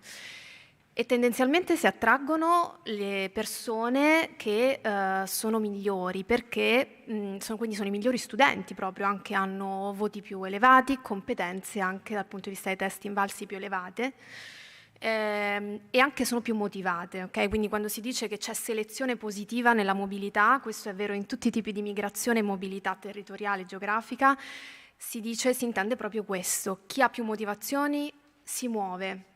Chi ha più risorse si muove, chi ha più competenze da spendere si muove. Quindi come trattenere, che è un tema anche che è stato evocato prima in termini di domanda e offerta di lavoro da parte delle imprese locali, come trattenere e valorizzare queste competenze acquisite. Lo stesso, dall'altra faccia della medaglia, la stessa dinamica si purtroppo osserva quando qualcuno emigra dalla regione, cioè si è formata qui e poi va a lavorare da altre parti, sia internamente in Italia che all'estero. Quindi c'è un discorso da fare su come riconoscere le competenze, come trattenerle, e la risposta è valorizzandole, quindi consentendo a chi ha alta formazione e potenziale di creare valore aggiunto sul territorio.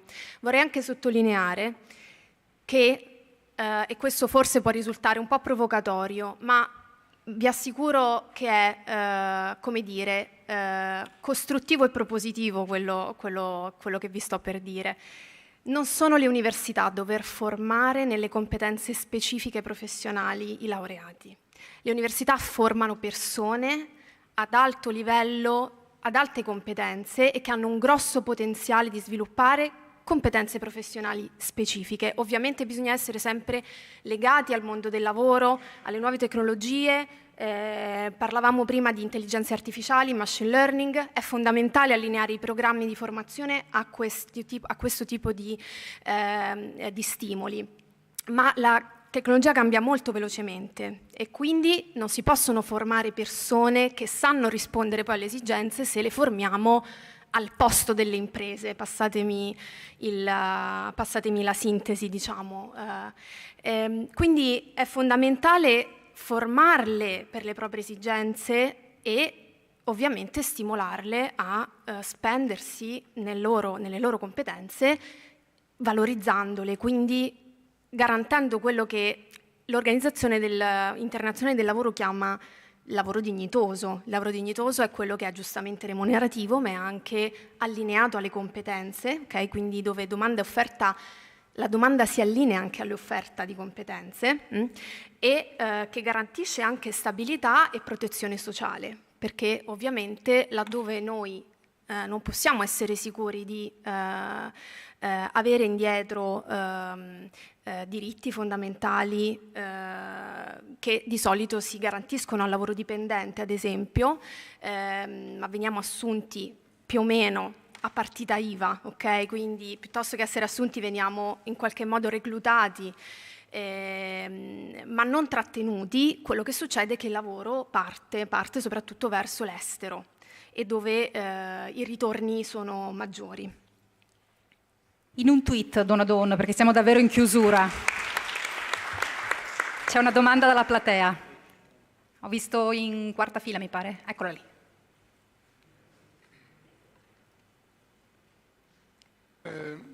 Faccio un intervento che risale, diciamo, Si può presentare così capiamo con chi... mia attività. Sì, no, le chiedevo se si può presentare così capiamo con chi parliamo. Sentite? Sì.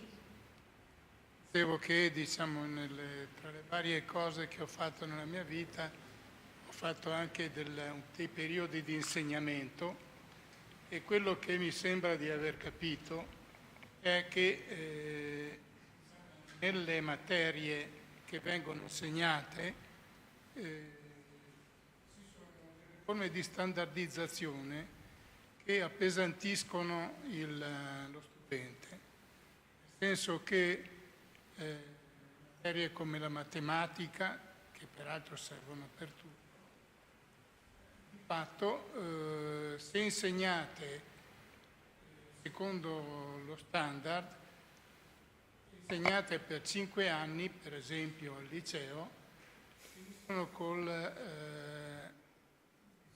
staccare lo studente, per cui diciamo quello che potrebbe essere utile, ma me lo domando anch'io, come ho fatto anche diciamo un periodo di studio militare. Nell'Accademia Militare diciamo, non si impara solo diciamo, quello che insegnano gli insegnanti, ma si impara anche a bordo a rapportarsi col personale, ad esercitare un certo tipo di comportamento verso Sono stimoli questi che credo ci portino a Donadon e Marcuzzo, quello che si diceva prima. Grazie del suo intervento, devo purtroppo contenere i tempi. In H-Pharma questo si fa. Anziché prendere e mandare lo studente nelle aziende, puoi mandare l'ultimo anno, puoi mandare per 5 anni.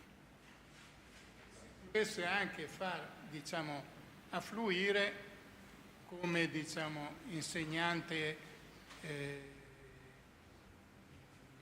a tempo determinato, a breve tempo, anche diciamo qualche industriale, anche qualche diciamo persona di un certo livello culturale e organizzativo. Ok, c'è chiaro, grazie. È un invito all'osmosi questa, Donadon. Sì, assolutamente. Guarda, in un tweet la formazione deve essere sempre più open verso queste cose qui, quindi le aziende devono entrare e devono entrare già dalle superiori, nel senso che devono esserci storie di impresa all'interno del percorso delle superiori e la scuola deve prepararsi a profilare il contenuto verso ogni studente in modo differente. Cioè non può più esistere la scuola average come si fa oggi, che trasmette a tutti, a prescindere che sia un ragazzino che apprende velocemente, un ragazzino che ci vuole più tempo, le stesse cose, perché questo, visto anche l'aumento di SEN, GIFT, tutte queste cose qui che una volta non venivano tracciate, è veramente fare del male ai ragazzini.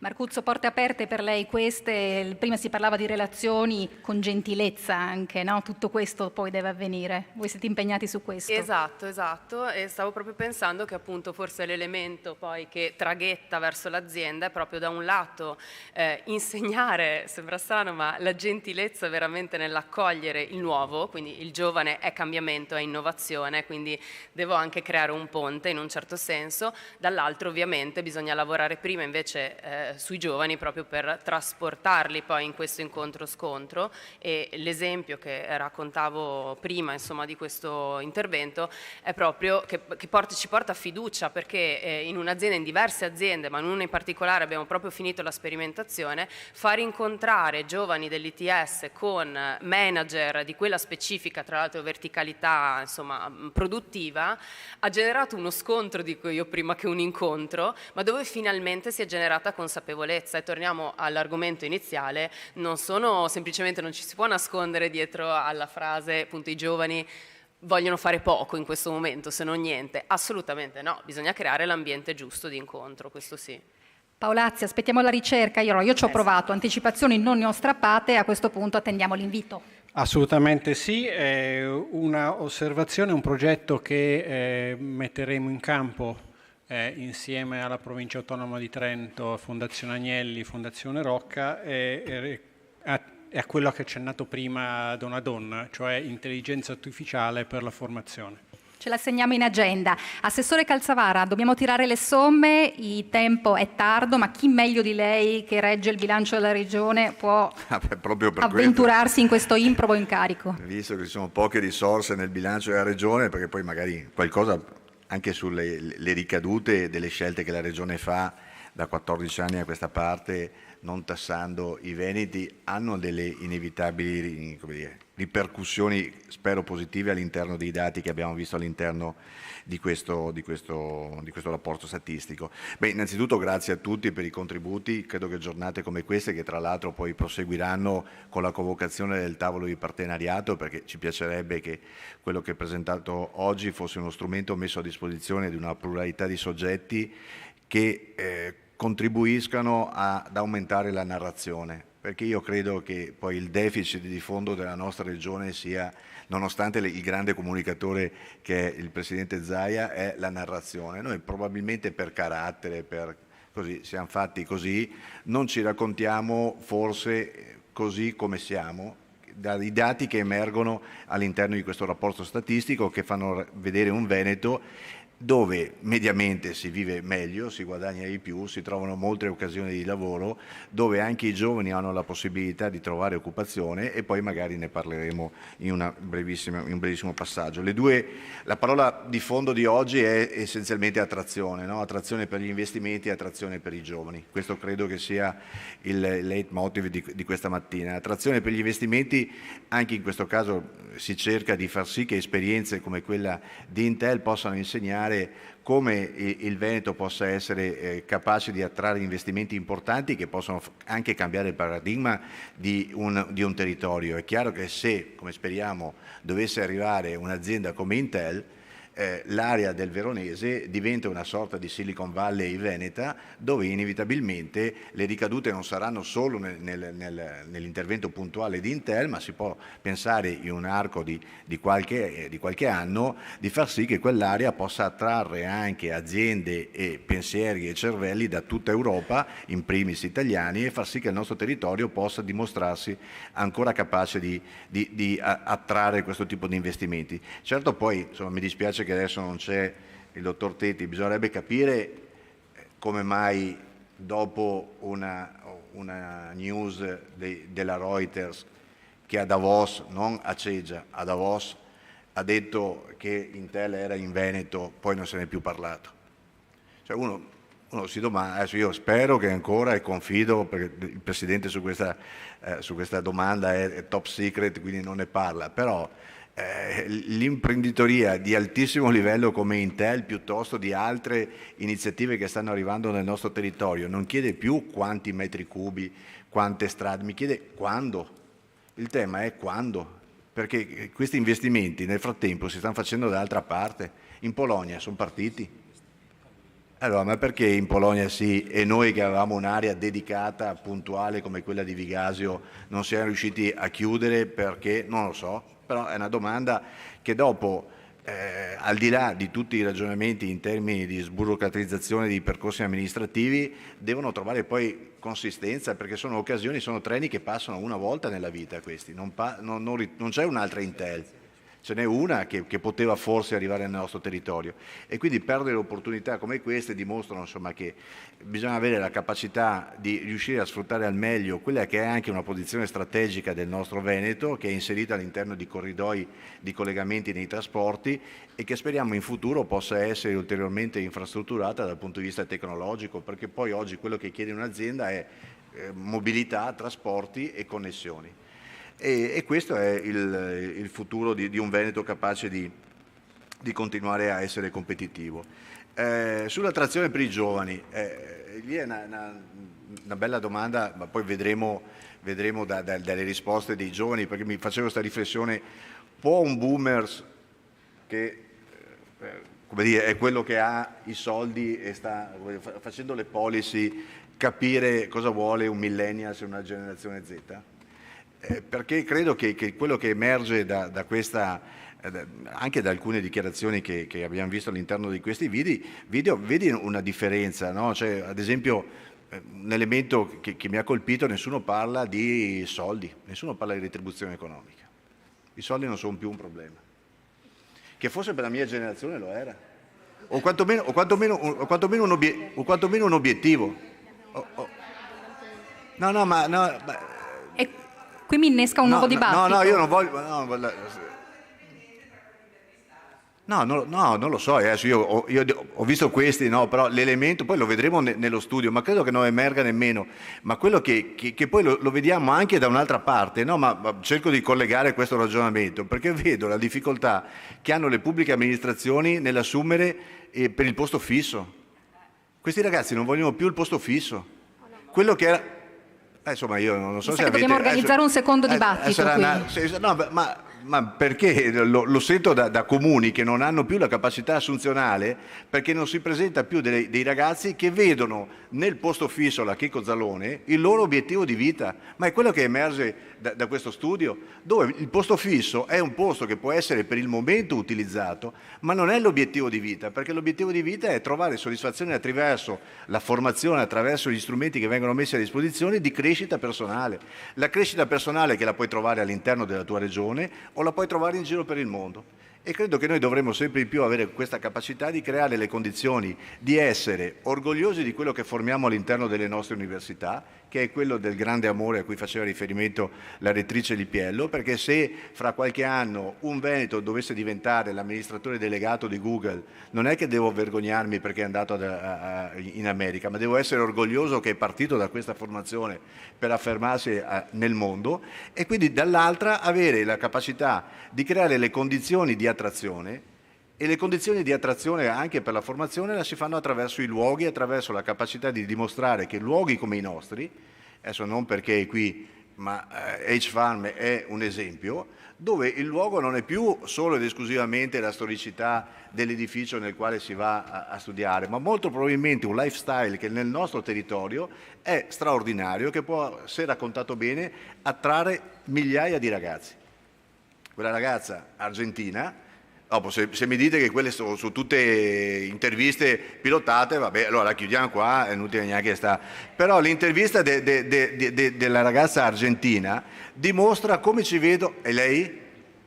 Ci dimostra come ci vede qualcuno da fuori, no? Che vede questo territorio in maniera molto più neutrale, capace di capire che il mondo è grande, dove esistono delle eccellenze assolute, ma esistono anche mondi un po' più difficili, e il nostro complessivamente dà una qualità della vita che ci permette di essere estremamente attrattivi. Se riusciremo a raccontarlo, se anche le politiche della Regione riusciranno attraverso forme incentivanti, e qui si tratta poi, e ritorno al discorso e chiudo, con l'elemento comunque della disponibilità che la Regione ha, cioè nel corso di questi anni le scelte del Presidente Zaia è di lasciare, rispetto a tutte le altre regioni a statuto ordinario, per quanto riguarda la Regione del Veneto, 400 milioni all'anno nelle tasche dei veneti. Questi per quota parte, chi poco chi tanto, li abbiamo tutti quanti nelle nostre tasche. Naturalmente altre regioni hanno fatto delle scelte diverse. Questi 400 milioni hanno prodotto, credo, nel corso di questi anni, i risultati dimostrati all'interno di questo rapporto strategico, dove la resilienza è fatta sì di una capacità veneta di reagire a quelle che sono state le crisi esogene dal 2000 e poi, dal 2000 ad oggi, ma anche la straordinaria capacità di riconvertirsi. Resilienza è anche avere modo di andare a trovare nuovi mercati. Credo, ad esempio, sarebbe interessante all'interno di questo rapporto capire quante delle aziende venete siano aumentato il valore della produzione grazie all'aumento dei costi, ma quante siano andate in cerca di nuovi mercati, e che quindi la crisi che abbiamo subito nel corso degli ultimi anni è stato stimolo anche per tante aziende di dire vabbè, ma forse